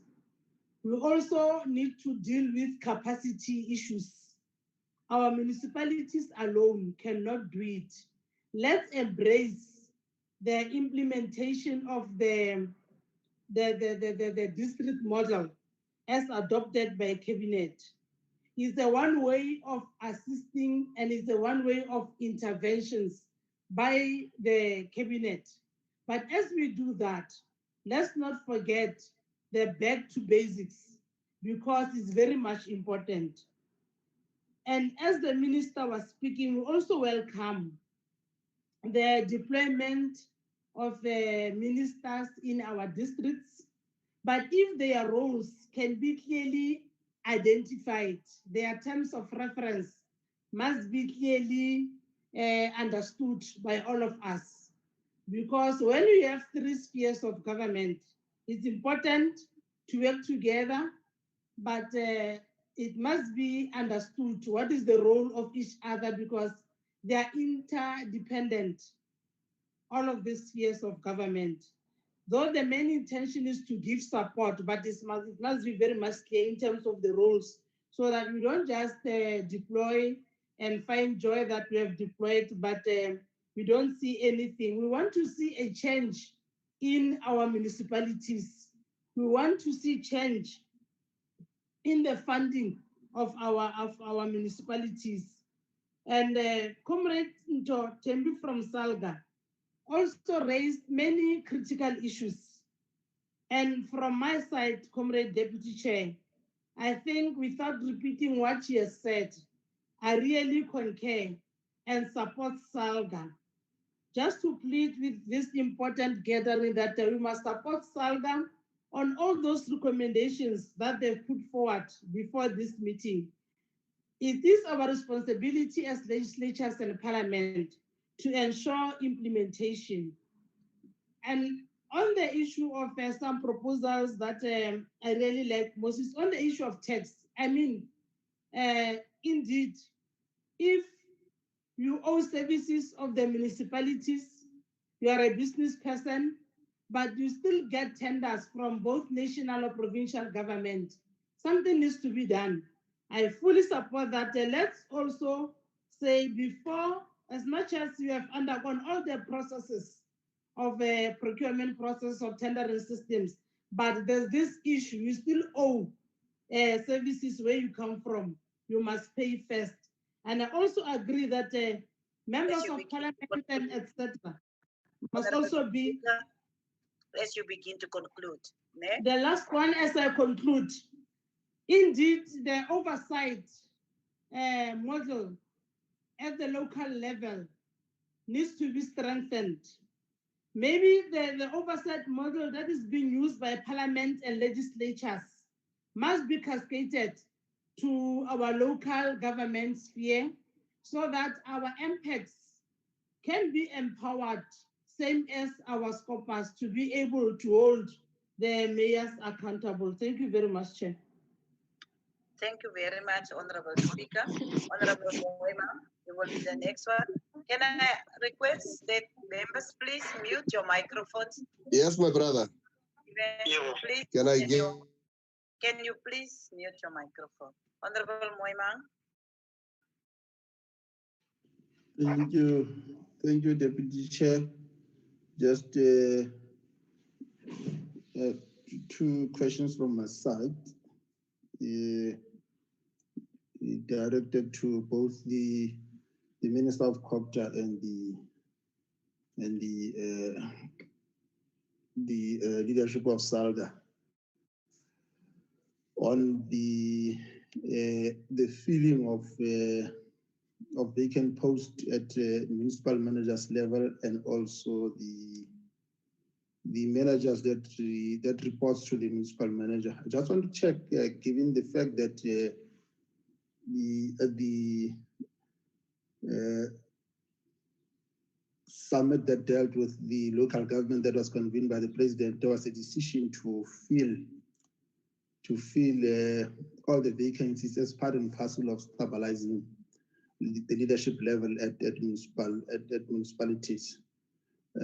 Now, given the fact that local government elections will probably be held next year, what is their view with regard to the filling of those posts, whether it should be deferred up to right up to the time when the local government election is held, so that you then allow the new leadership at municipal level to be able to deal with that matter, because of the constraints that is there in terms of aligning the contract of the municipal manager and the term of council. Because if you appoint them now, probably it will not be more than 15 months, because it will not be more than 2 years, because it can only be valid for 12 months after the new term of council. The second point relates to whether are they of the view that whether a decision should be made on whether the council should appoint managers that reports to municipal managers permanently as part and parcel of stabilizing at the leadership level at an administration, because sometimes contract appointments has its own advantages and disadvantages. The second point relates to the view of SALGA with regard to SALGA and COPTA, with the Constitutional Court setting aside the amendment to the Municipal Systems Act that probably was aimed at creating an environment for councillors to be able to take their to implement and take decisions free of probably an intimidation, because when you have a municipal manager that is part and parcel of the political office bearers of a particular political party, it becomes difficult for councillors sometimes to be able to take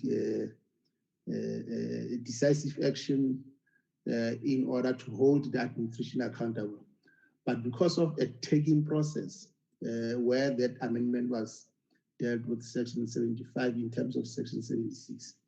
As a result thereof, the Constitutional Court set it aside.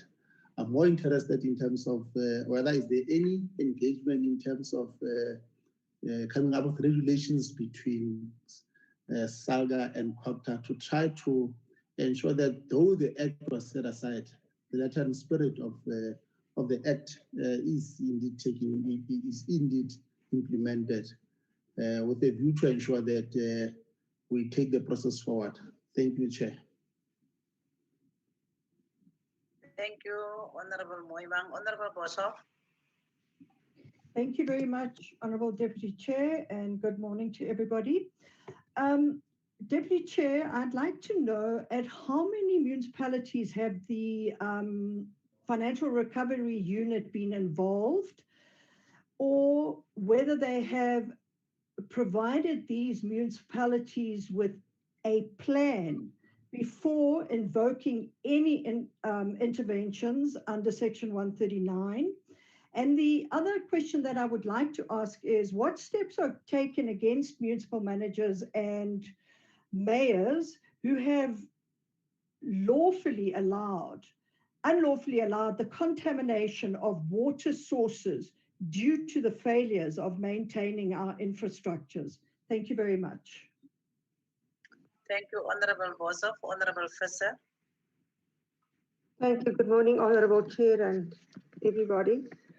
Chair, we all know and identified what the problems and challenges and expectations for local government are. For 20 years, COPTA has made plans to address the developmental challenges, but municipalities have regressed into total collapse of councils and administrations. Yet, there is still no political will, no consequence management, no appetite to govern well, but to loot well. No intention to appoint officials fit for purpose, but to support coded deployment and then constantly admit a shortage of capacity or capacity problems. Worst of all, we all say we want to see the change, but despite the millions and billions of rands looted, no criminal cases were opened and no judicial processes were followed to date. Thank you. Thank you. Thank you, Honorable Fisser. If there is no other member that want to ask a question, I will go back to the presenters and any one of them can respond to the issues. But we will start with I think let's start with the Deputy Minister of Treasury so that he can respond, and then if there is anything for the President of SALGA, and eventually we will then give to Mankosazana, Honorable Minister, to respond to the questions. Over to you, Principal.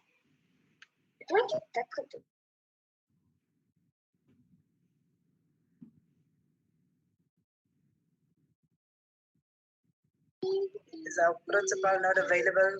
Then President of SALGA? There's something wrong with my system. No, I can hear you, Chair. Okay. So, Dayalet, over to you. The Principal will come back. Okay. Thank you, Chair. I think I will just take a bite on what Honorable Memang has raised on two issues. They were related in the main. The filling of positions for the municipal managers, Section 56, 57, vacancies in this time. It is very, very difficult. You are correct. I think I know 3 or 4 municipalities which have already just filled for a year or 15 months at most to allow for the next term of council after 2021 elections to fill those positions themselves. It becomes very difficult to attract, to fill those positions for short-term contracts, a contract of 12 months, a contract of 14 months. So most of them do get deferred to the next term. The challenge that this poses, though, is that a municipality is a day-to-day operation. You need to provide water daily, you need to provide electricity, your roads needs to be in a good status. So you need this administrative and institutional capacity to carry the municipality on a day-to-day basis. So it does create a difficulty for municipalities, particularly if there are vacancies at such a high level that can't be filled, because it affects and it impacts negatively on the service delivery. The second part to that question, Honorable, was talking about permanent appointment. Coincidentally, in our last SALGA NEC, we had done a study in our August NEC meeting. We took hour to hour and a half just from the best performing municipalities. Do they have their position fields? Are those positions filled on a full-time basis? How long have they been having clean audits and going to another side? If they had their position filled, why were they not able to submit their annual? But there is no proof that permanent appointment gives or it's equal to quality service. It's a mixed bag. And municipalities, the law allows them to use their discretion, and their preference in the main is contract.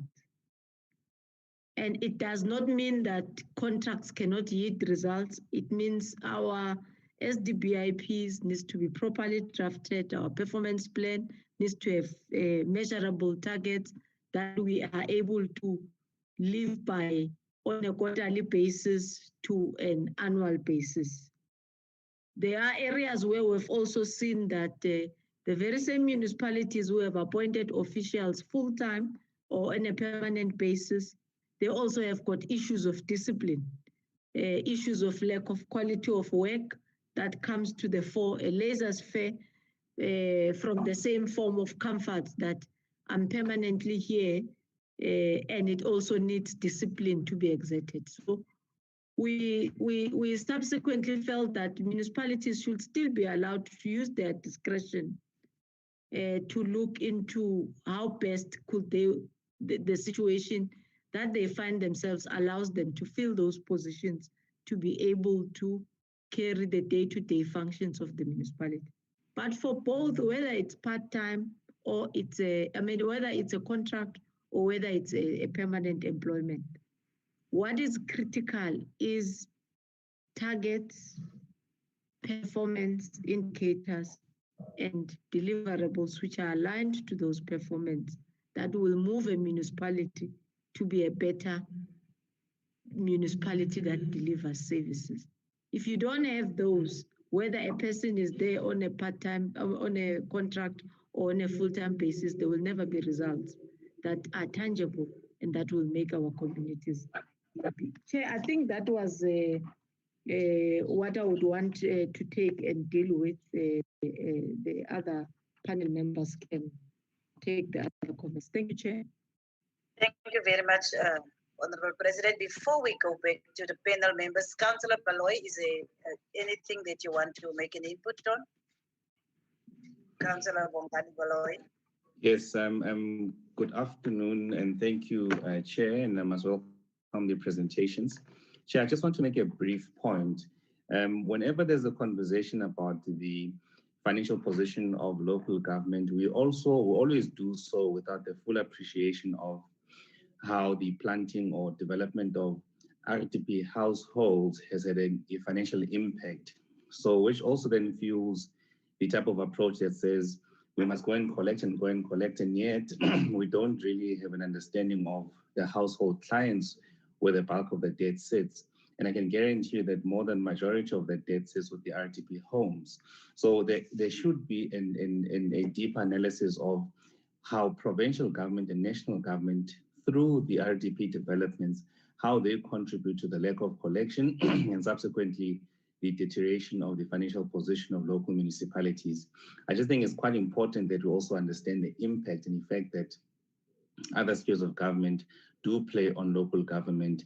And therefore, it must not just be so easy for us to just sit back and say, but just collect your refuse. Meanwhile, the implementation of national policy and with the concurrent responsibility shared with the provincial government, in effecting that, puts us deeper into the red and puts us in a worse of financial position, because those RTP households are consuming electricity, they are consuming water, and someone ultimately must pay for that. And our collection rates in those areas where our people are unemployed, I mean, we can't collect, you can't draw blood from a dead stone. So I think it's quite important that we have a deep understanding into the effect that provincial government and national government has through the effecting of their policies in our municipalities, and the subsequent effect in bringing the financial position of municipalities to a really compromised level.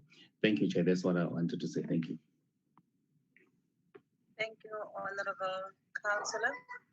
If the Deputy Minister is still not available, can we I'm please... available, Chair. Okay. Is there any the areas that you want to comment on? I think there were two questions. The first one was how many recovery plans are we involved as National Treasury? In the last financial year, there were about 40 interventions, and we, on annual basis, we get involved in the recovery plans around 16 on average. And the second question was the support to support the municipalities prior to interventions.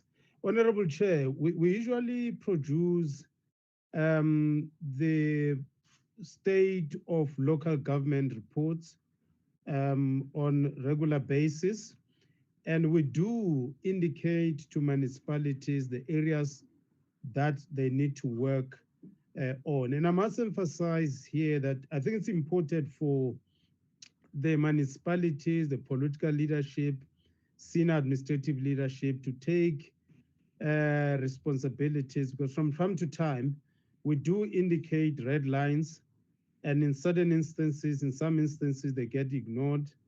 And where we feel that we need to intervene through Section 139, we do make those particular recommendations and intervene accordingly.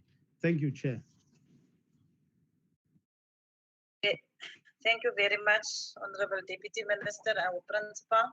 We will now give over to Mankosazana, our Honorable Minister, to respond to the issues that have been raised by the members. Over to you. Thank you very much.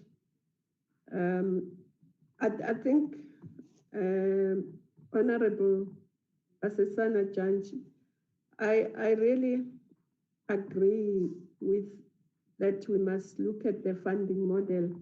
I was hoping that the Deputy Minister can comment on that because it is something that needs to be looked at.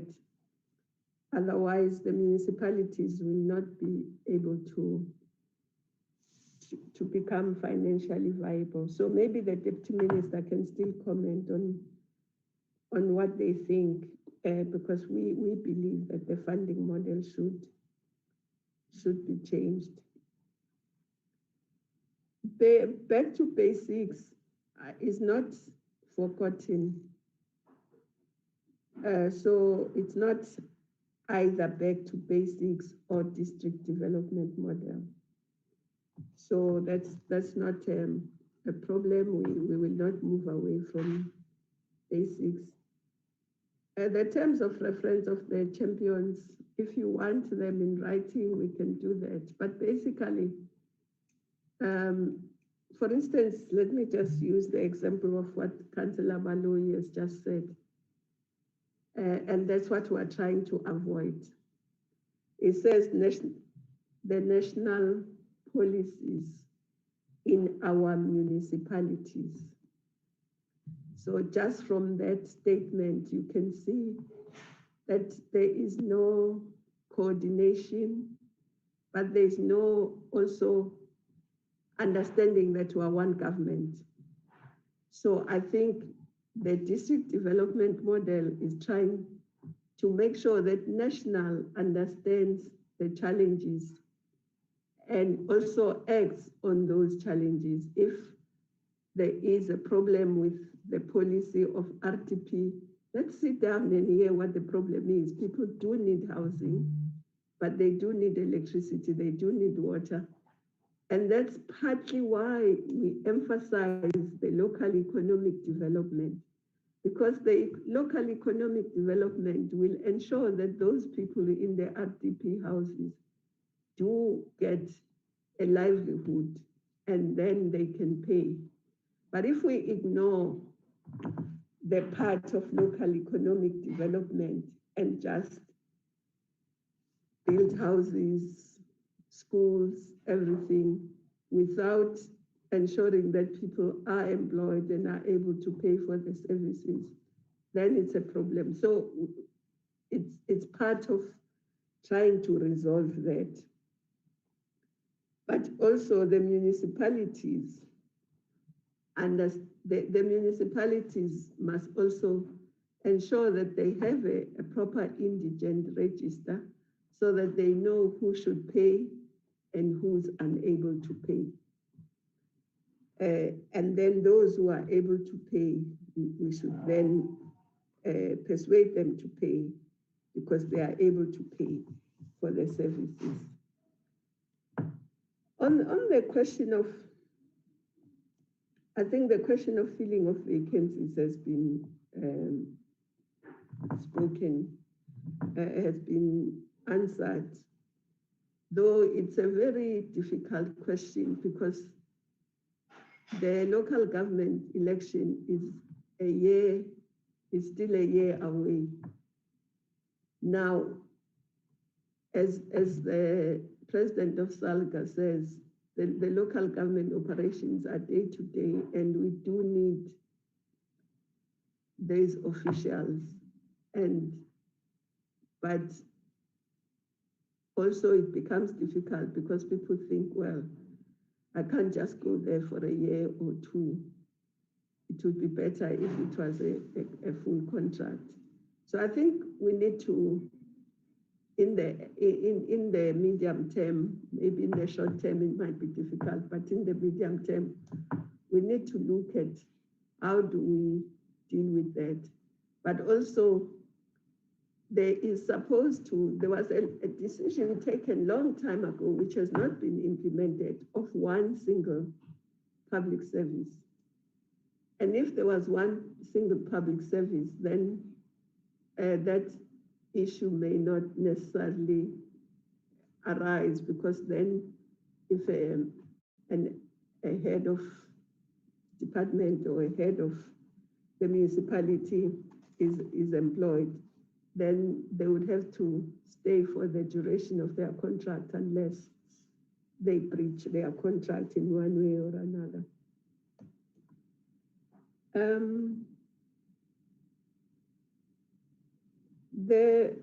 The question of consequences for mayors, I think the honorable member must understand that COPTA does not have a direct way of consequences over municipal officials or even council members.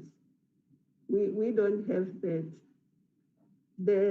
Even 139s, national COPTA, cannot apply 139. We don't.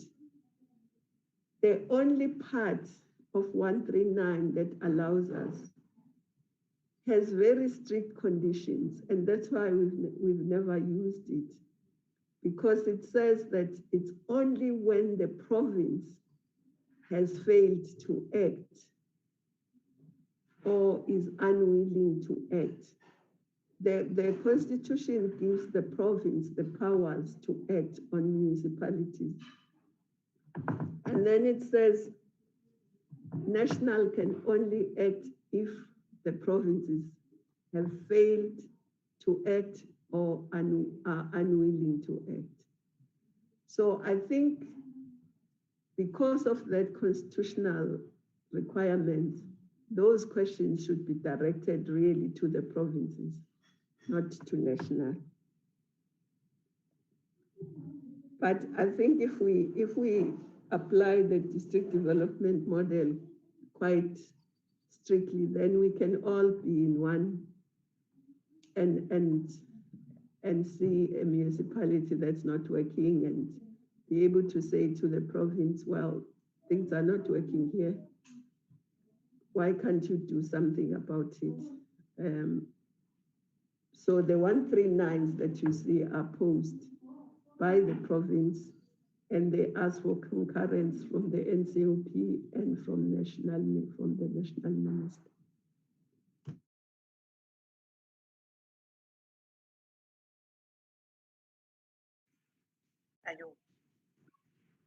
Are you finished, Honorable Minister? Hello. Thank you. Yes, I'm done. There is a question on the chat group from the Honorable Labuschagne that speak to the issue of capacity and how the district model will be able to erase the root causes. I don't know, Honorable Minister, whether you want to respond to that one. What is the question? The capacity. Honorable Labuschagne, can you ask the question? Okay, I can see it on the chat now. Yeah, okay. Okay, I think Honorable Labuschagne, we did say that capacity is a challenge. And we did say in some of the municipality, the capacity is a challenge because the municipality itself doesn't have enough resources to recruit professionals that it needs. For instance, some of the municipalities have been having difficulty spending their meat because they don't have engineers, they don't have planners, so they are not able to produce plans that then they can attract people to come and implement. So it is for that reason that we now are utilizing, first of all, MISA to assist some of the MIG receiving municipalities to actually be able to spend their MIG grants on infrastructure. But of course, MISA itself doesn't have enough professionals because of its budget. But the engineers that it does have, they are in the provinces, they are assisting some of those municipalities. And secondly, what I just said is that part of what we are going to do and what we went to do in Waterberg, for instance, was to introduce some of the professionals that we are sending, we are paying for nationally, but they are going to be professionals working with the municipalities in that district to augment their capacity. I said we have, for instance, a financial specialist who's going to assist them, because what we realized is that some of them are not even able to prepare the reports for the auditor. They are not able to deal with their financial situation. So we are trying to help them with that capacity until such time that they can get their own capacity. But the shared service that I talked about are to actually address that. We also had engineers there. We had the planner there. So it's to assist to at least improve the capacity in those municipalities through those shared services. And the last thing I want to say is to emphasize that the recruitment of officials, we are emphasizing that they must recruit people who have the right qualifications and the right experience, so that indeed the capacity of the municipalities can be improved. Thank you. Thank you, Honorable Minister. Honorable Deputy Minister, is there something that you wanted to respond to? Yes, I think Over to you. Minister Lamin Zuma has advised that I should talk to the funding formula, that it needs to be revised. In the last budget forum, we agreed that the budget forum is composed of ourselves, COCTA, SALGA, that we need to convene the Lekgotla to discuss, amongst other things, the issue around the funding formula. And my understanding is that the technical teams from SALGA, COCTA, National Treasury, they are meeting to look at this issue. But Chair, I must also add that I think one of the issues that we need to seriously look at, it's why are municipalities not collecting what is owed to them? I'm advised that the municipalities are owed almost 101 billion rands. And if you look at that amount, it's actually higher than what we transfer to the municipalities. We transfer almost around 130 something or 20 something billion to fund the municipalities. So if we can work very hard to collect what is owed to the municipalities, I think we can improve the financial situation of our own municipalities. So I think we need to really look at the issue of the debt that is owed by the municipalities, including by provincial SOEs, as well as the national departments. So it's an issue that I think we need to seriously look at it, because we can work on the formula, but if we don't really do what we ought to do as the local government sphere to collect what is due to us, we will just, we won't assist that sphere of our government to be financially sustainable. And the last point I want to make is just to emphasize the fiscal context within which we find ourselves as a sovereign, that if you look at all the fiscal indicators, we're not doing well. Tax revenue, we're going to have a tax shortfall of almost 300 billion. Our debt, it's increasing, almost 4 trillion. Our debt service costs are also increasing in that regard.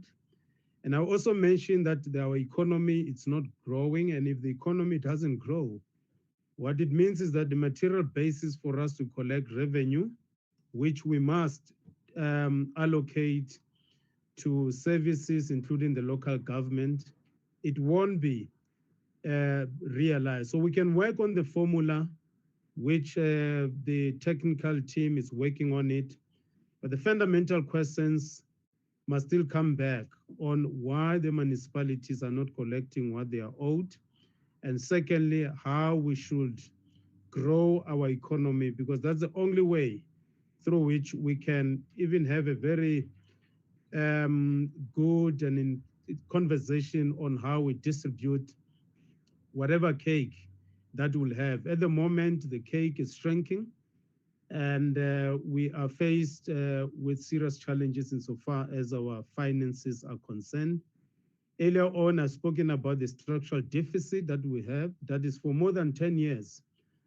Our revenue is going down, but our expenditure is basically growing. So I think it's important for us to appreciate the fiscal context within which we find ourselves, so that as we discuss the funding formula and other related issues, we take into account this issue. But the issue around the funding formula is an issue that was raised and which we are seized with as a budget forum, which, as I said, it includes COCTA, it includes SALGA, as well as ourselves as National Treasury. Thank you, Chairperson. Thank you, Honorable Deputy Minister. Members, I don't want us to participate or ask questions through using the chat room. This is supposed to be an interactive session, and you are free to ask your questions. So we will allow the Honorable Klute to ask the question that he put on the chat room. Please, Honorable Klute. I have a follow-up, Deputy Chair. It's fine. I will come back to you, Honorable Moimang. And for the members, if you speak, please put on your video, because we are directly broadcasted on 408. So please put on your video when you speak. Honorable Klute, I will give to you to ask the question that you put in the chat room.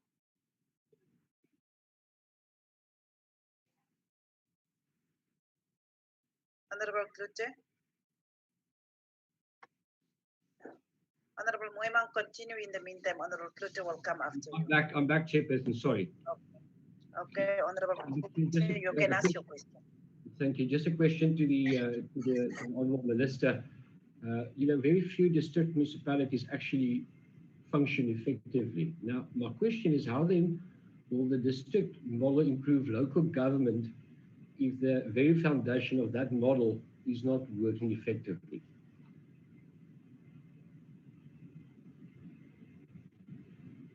Honorable Moimang, you can ask your question also. Thank you, Chair. Chair,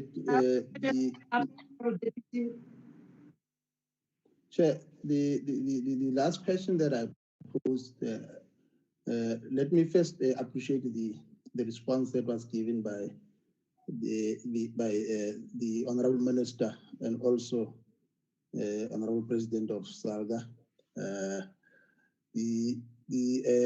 The last question that I posed was in relation to the setting aside of the concord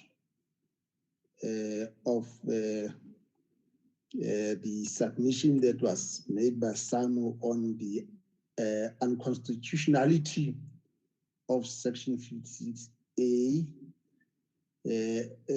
which when it is read with the definition of political office in Section 1 was submitted to be inconsistent with the Constitution as it amounts to unjustifiable limitation of a number of rights.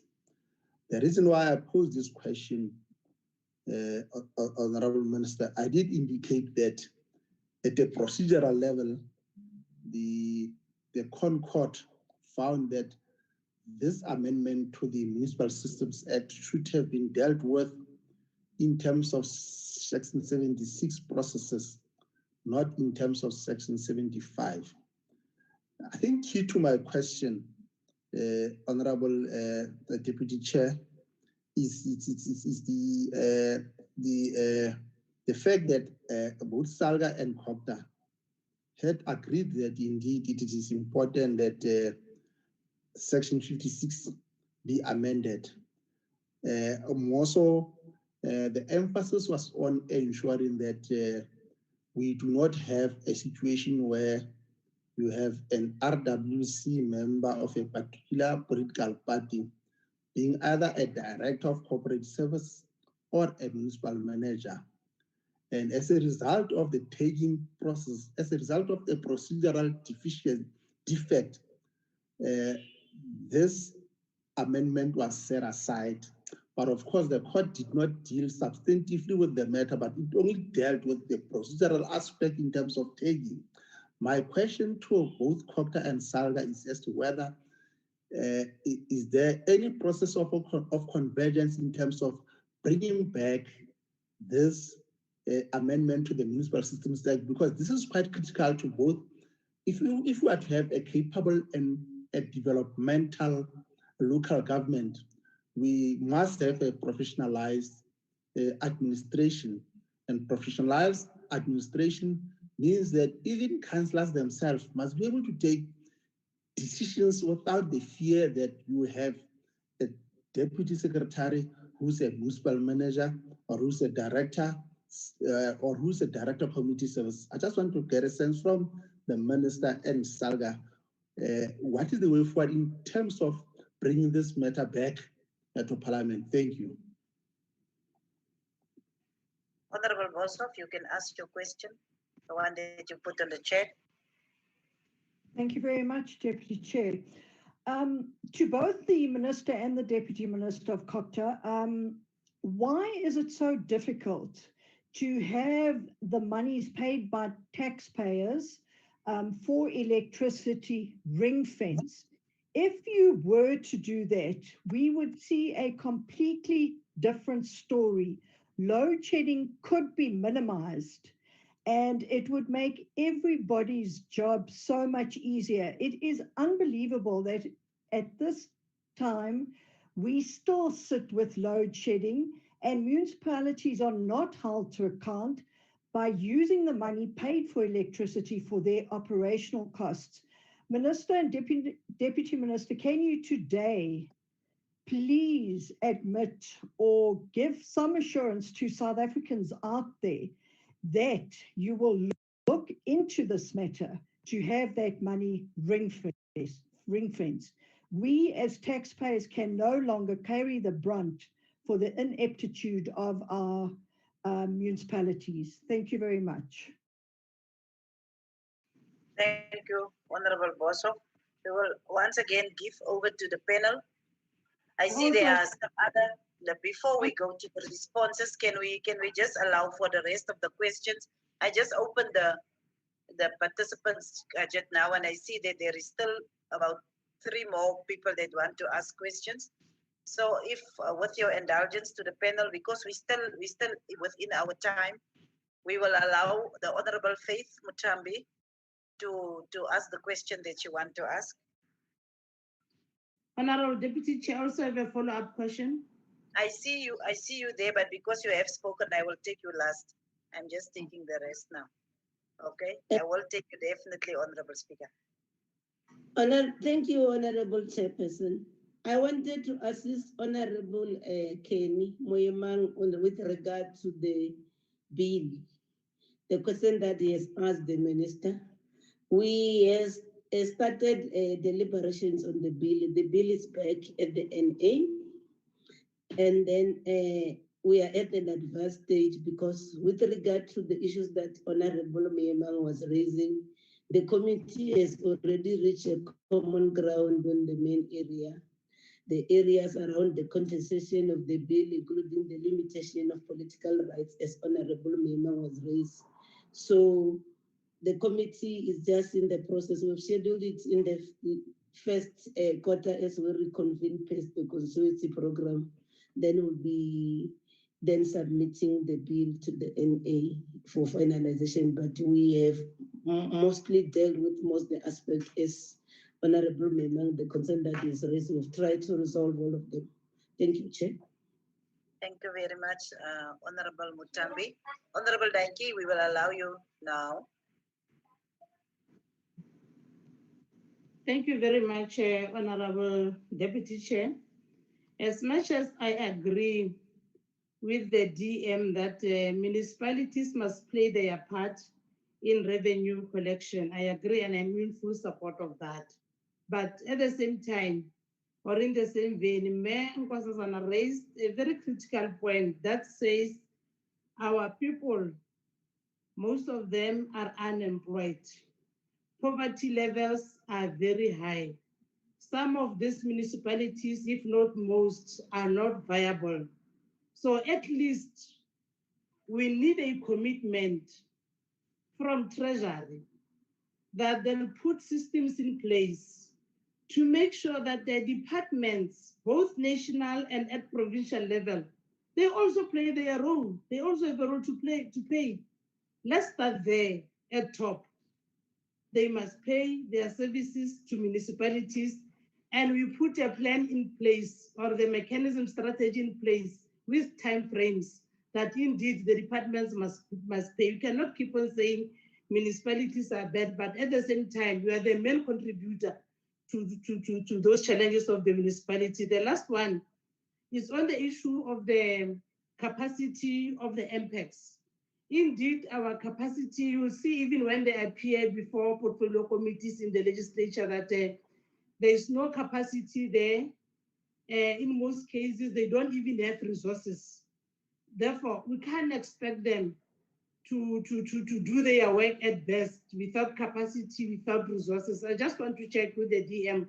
Is there anything that provincial treasury can do in intervening in that regard? Because it's very much important. And maybe our municipalities does not have resources.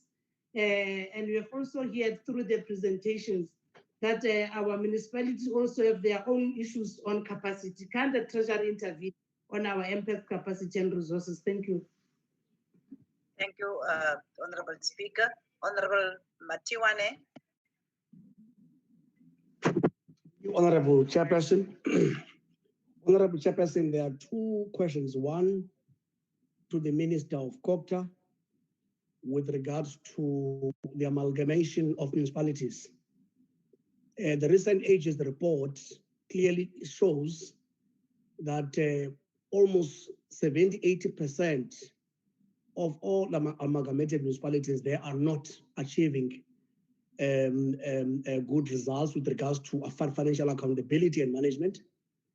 And to a great extent, we have also observed the lack of financial viability of these municipalities, in particular because we have not seen any increase on the equitable share allocation to the municipalities that have been amalgamated. I would want to hear a comment from the Minister with regards to this, because we can't continue managing collapsing municipalities way even worse than they were before they were amalgamated. That's the first. The second question goes to the DM.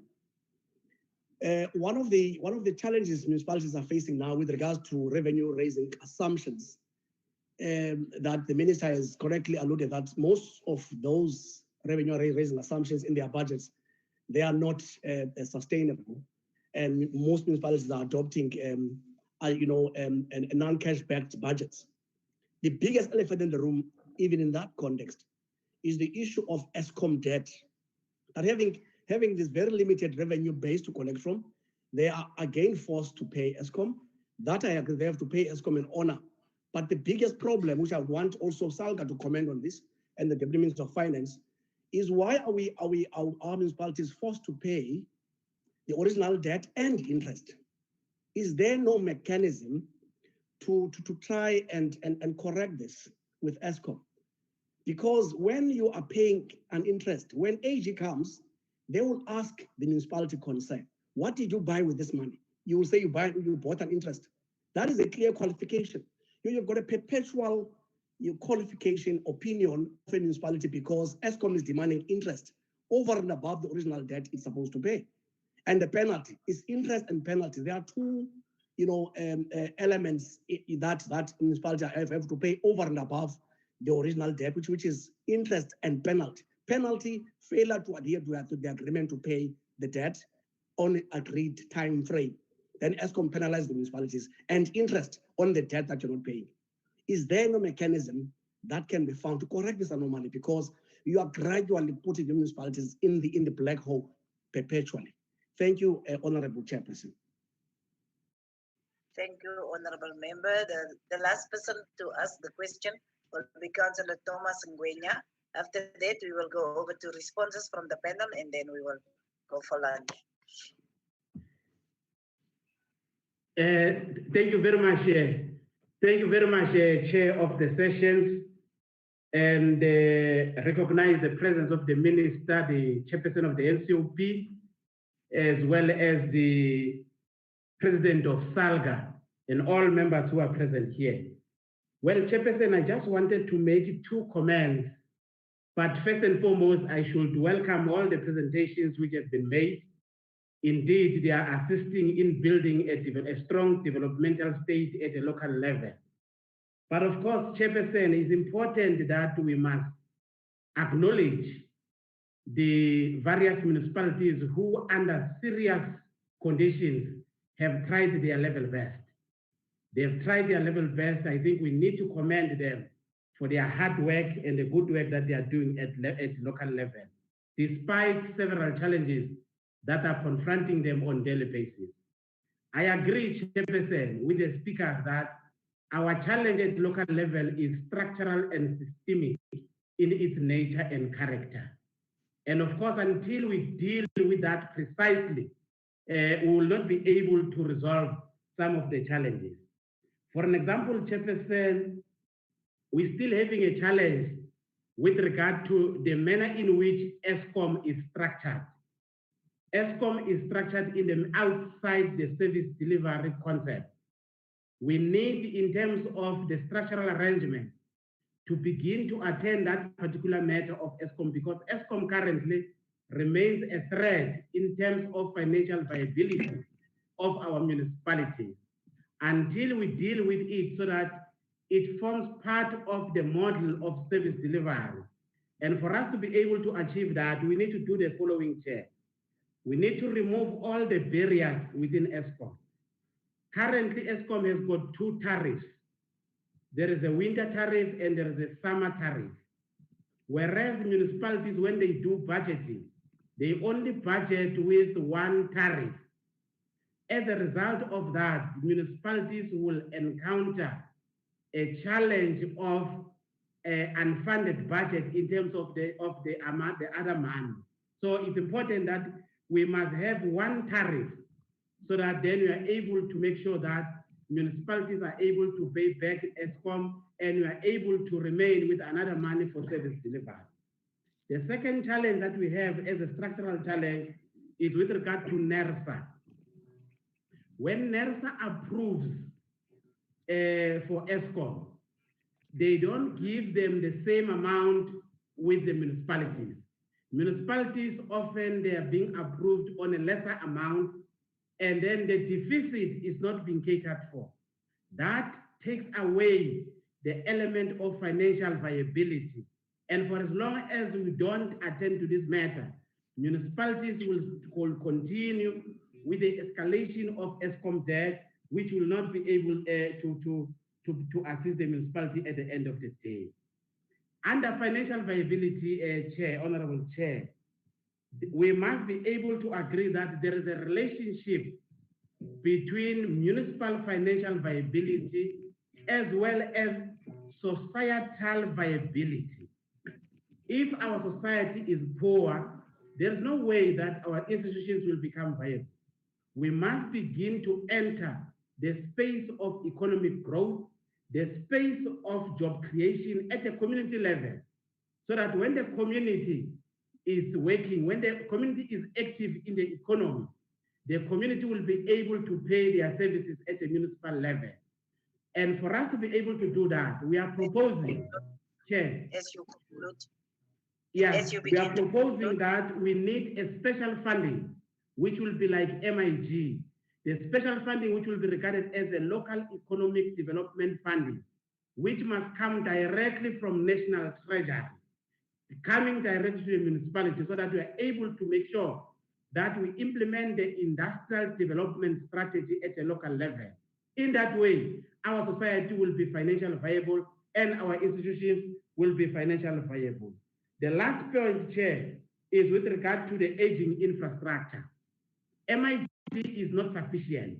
We need a special grant to deal with the aging infrastructure at a local level, because currently we are using MIG for new development, but we are not looking backward in terms of the aging infrastructure. So we are proposing that we need a separate funding to deal with aging infrastructure. I thank you, Honorable Chair. Thank you.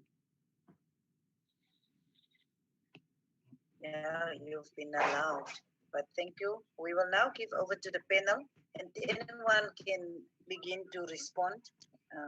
The Deputy Minister or the Minister or SALGA for that matter, remember, is not necessarily a formal house sitting, so SALGA can also assist with the responses besides the President.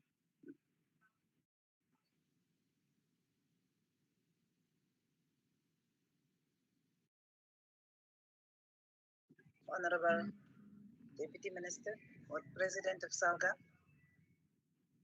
Thank you, Chair. I'll just take one and leave others. There was a comment, Deputy Chair, which was made on ring fencing in order to deal with the ESCOM issues and ESCOM challenges.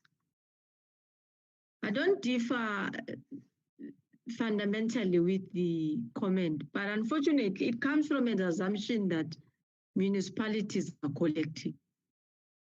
And that's a difficult assumption, exacerbated by COVID, as the Honorable Minister had taken a time to take us through on some of the challenges which just came and faced municipalities because of the pandemic. There are challenges, whether structural, in how municipalities are unable on a day-to-day to collect revenue and be able to service the debt of ESCOM.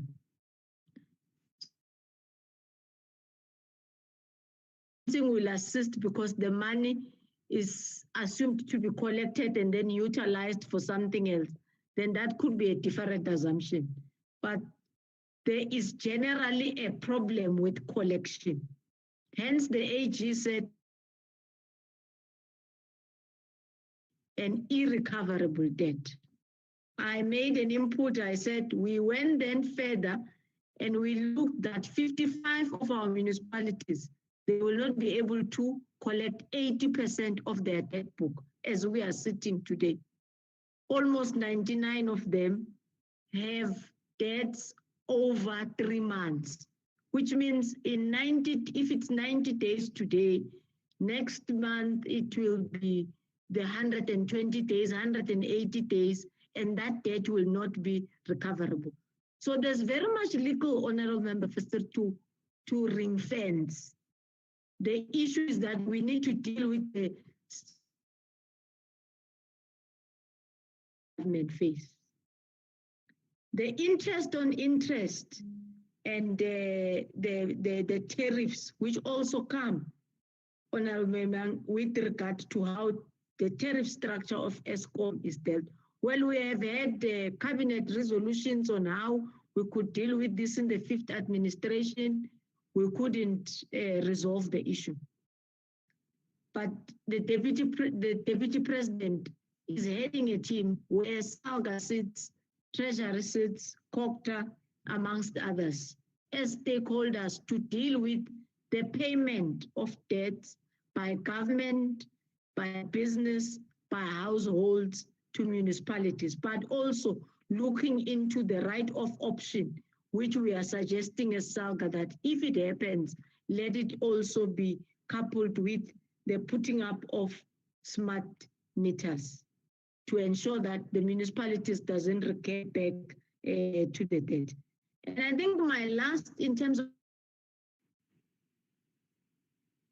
we are suggesting that let's look into municipality by municipality. A colleague of mine often makes an example that you have got 9 provinces which are different in size, terrain, and population. But the scale of a DG is the same. So you take a poor municipality that is struggling to collect, that has got no other tax base or revenue base. You allocate a small or little leeway for it to be able to attract a better skill, which will subsequently unlock the economy. So we remain in a vicious cycle. And there are such small pockets of small towns which could be developed economically to be able to unlock the potential of municipalities. I mean, you have got Fitahomo, you have got many other areas in other provinces where you could be able, once they've been given the support, and they are not necessarily forced by the grade that we have of payment, so that they could be able to unlock themselves and be viable municipalities. Thank you, Chair. Thank you, Honorable President of SALGA. Honorable Deputy Minister.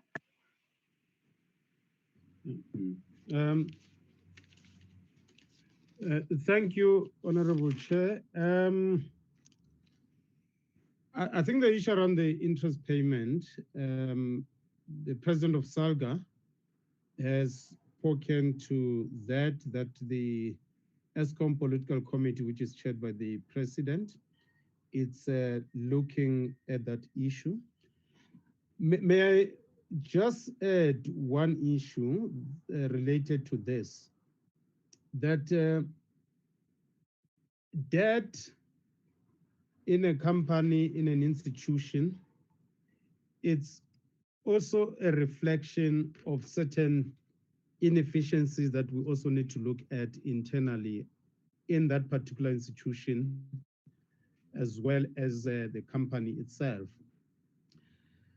For instance, I will still pose a challenge back to our local government. I do get a sense that we are, the issue of the non-revenue water, the water that we're losing as a result of leakages, and we're not able to generate sufficient revenue insofar as some of the services that we could potentially generate somewhat. And I do think that we need to look at this issue. The other issue, again, it's electricity itself. To what extent are we metering properly? To what extent, by not investing in some of the assets that we have, to what extent are we losing revenue insofar as that issue is concerned? Well, the debt can be restructured, interest payment can be sorted out, but as long as we're not able to get into the causes, the sources of why from time to time our revenue is low, our expenditure is increasing, because debt is a symptom of a problem. Debt in itself is not a cause.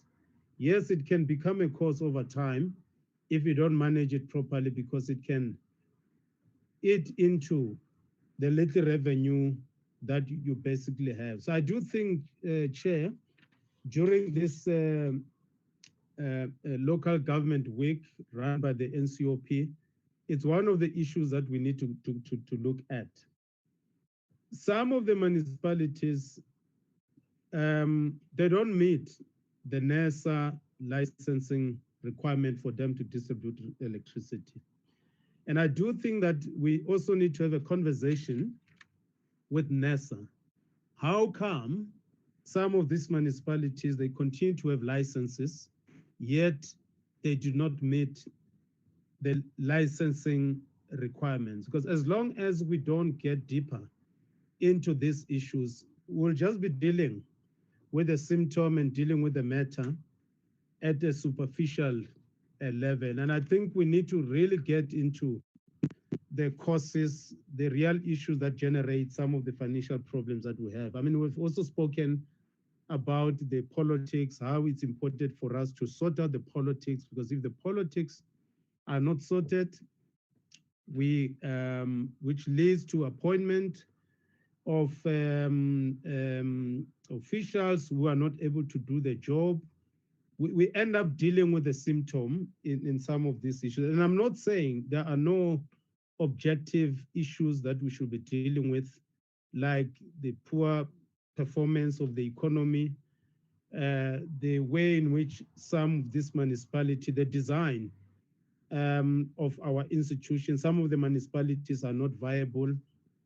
Minister Dlamini Zuma, she was even given an example that you merge one viable municipality with the other, and as a result, the whole institution basically collapsed because of that. I don't deny the fact that there are those issues, but if we don't take up, make sure that we have, we sort out what is usually called the subjective factor ourselves as political leadership, making sure that we lead properly, we appoint people who will help us to deal with these objective conditions.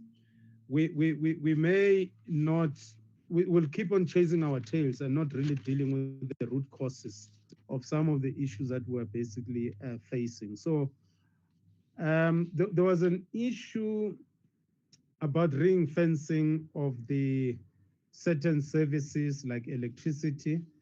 I think the president of SALGA, she has basically dealt with that issue. And I'm sure the municipalities, if they want to explore that, they need to do so. But from our side, we can't. The fiscal system framework will not allow us to basically do that. And I'm sure if the municipalities, they want to consider that, they should do so. The other issue that we also need to deal with from the point of funding, it's the under expenditure. I'm advised that by 30th of June, that sphere of our government had an under expenditure of 96 billion. So we can argue and debate about we need more funding and all that, which I think we should, but we do need to also get a mirror as that sphere of government and look at ourselves and deal with our own subjective weaknesses, because it's just not acceptable that you still have under expenditure in this sphere, and yet poor people, they really require the services. It's not acceptable in our view that you still have these challenges of under expenditure, under collection, unfunded budgets. It's all those things that really don't really require extra funding from the national fiscals. It's things that we should be able to deal with without underestimating the importance and the need for us to finance the local government sphere in an adequate way. But as long as we're not able to deal with these blind spots or our own weaknesses, we stand on shaky moral grounds to demand more funding if we can't deal with these things that we should be dealing with as that sphere of government. And I don't deny the fact that provincial government, departments, and SOEs, we need to pay what is due to municipalities. And it's for that reason that the committee, the political committee under the Deputy President, David Mabuza, it's also seized with this matter to make sure that we assist this sphere of government to make sure that it is financially viable so that it can serve the ordinary South Africans out there. Thank you, Chair. Thank you very much, Honorable Deputy Minister. Can we now allow for Honorable Minister Nkosazana to respond? Thank you very much. And then we will give the chairperson of the NCOP to do just a few, if any, and then we will go for lunch. Over to you. Thank you very much, Chairperson of the session. I think most of the questions have been answered. I think the chair of the Portfolio Committee has also responded on the Municipal Systems Act. I think what Honorable Matiwane raised is really what I spoke about as well. So in the context of non-viable municipalities, what I want to also highlight is this thing of the aging infrastructure, because it is adding to the debt.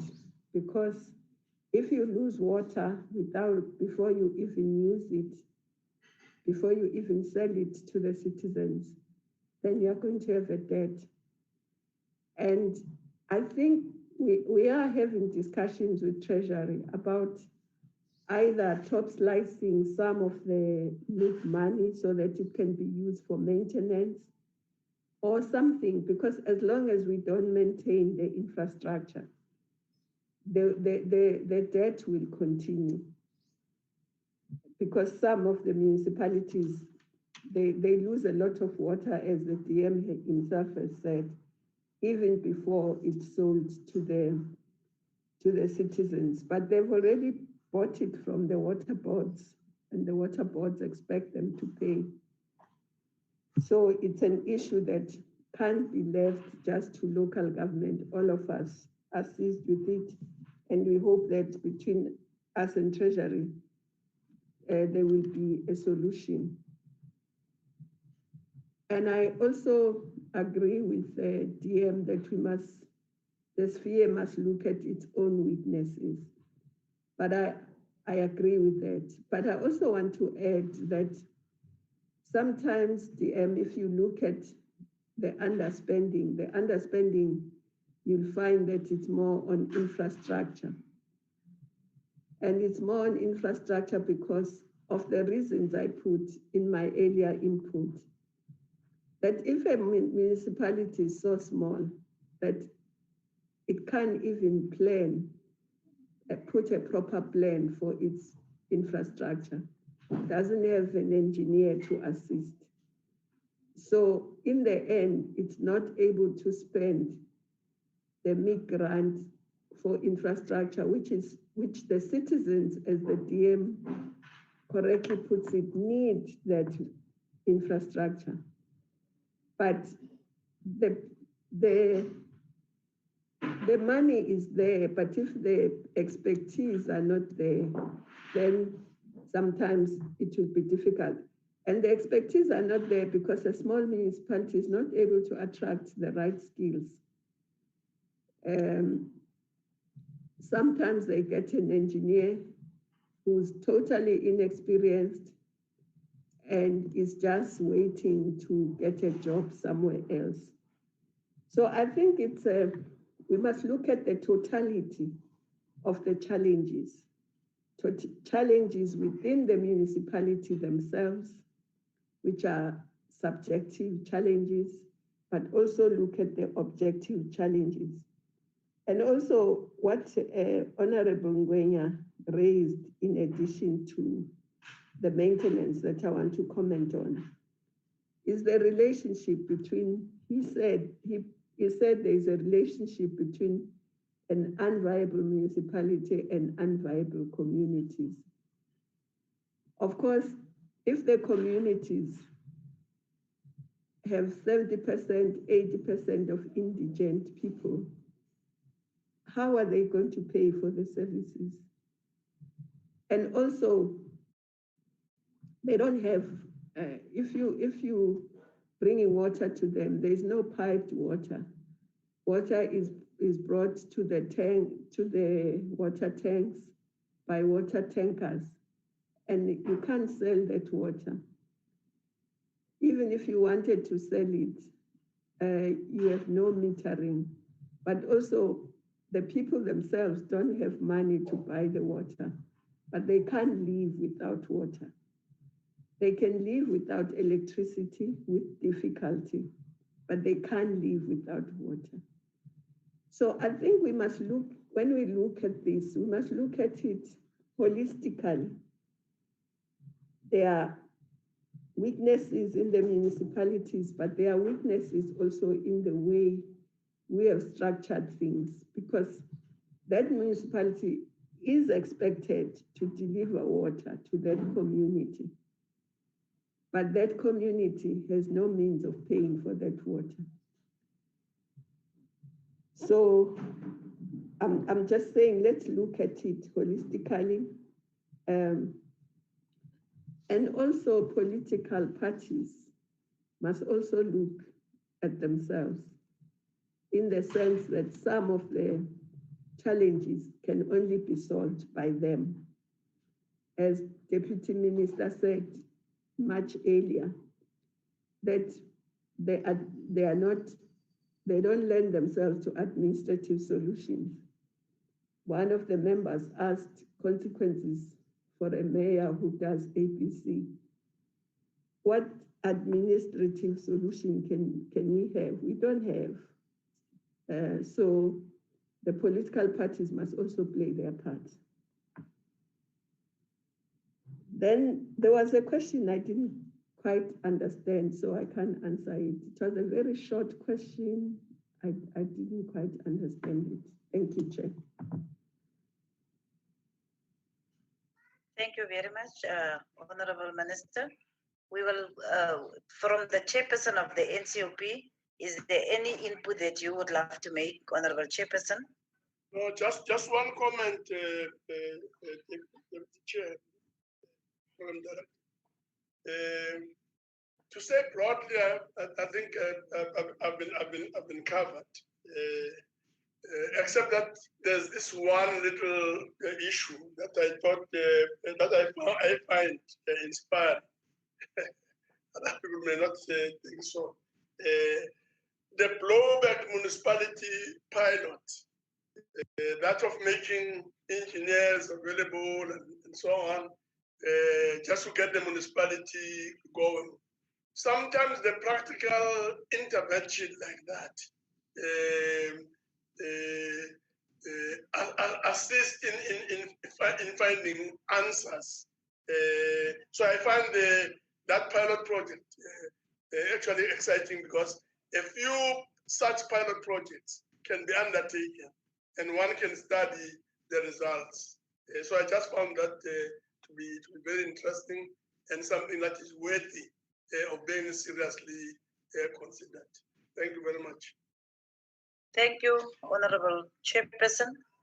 Let me just express my appreciation to all the panelists that took part in the high-level session, particularly our Chairperson, the Deputy Minister of Finance, the President of SALGA, and as well the Honorable Minister of Kota, who is always available to make an input and to report and to assist us with our oversight function. We want to express our appreciation to you all. I can go for lunch now and be back at 2 o'clock, but please don't log off, remain logged in. And when we return, Honorable Nyambi will then take over the presiding over the session that will ensue from there. Thank you very much. Siyabonga, Deputy Chair. Thank you to Minister. Thank you.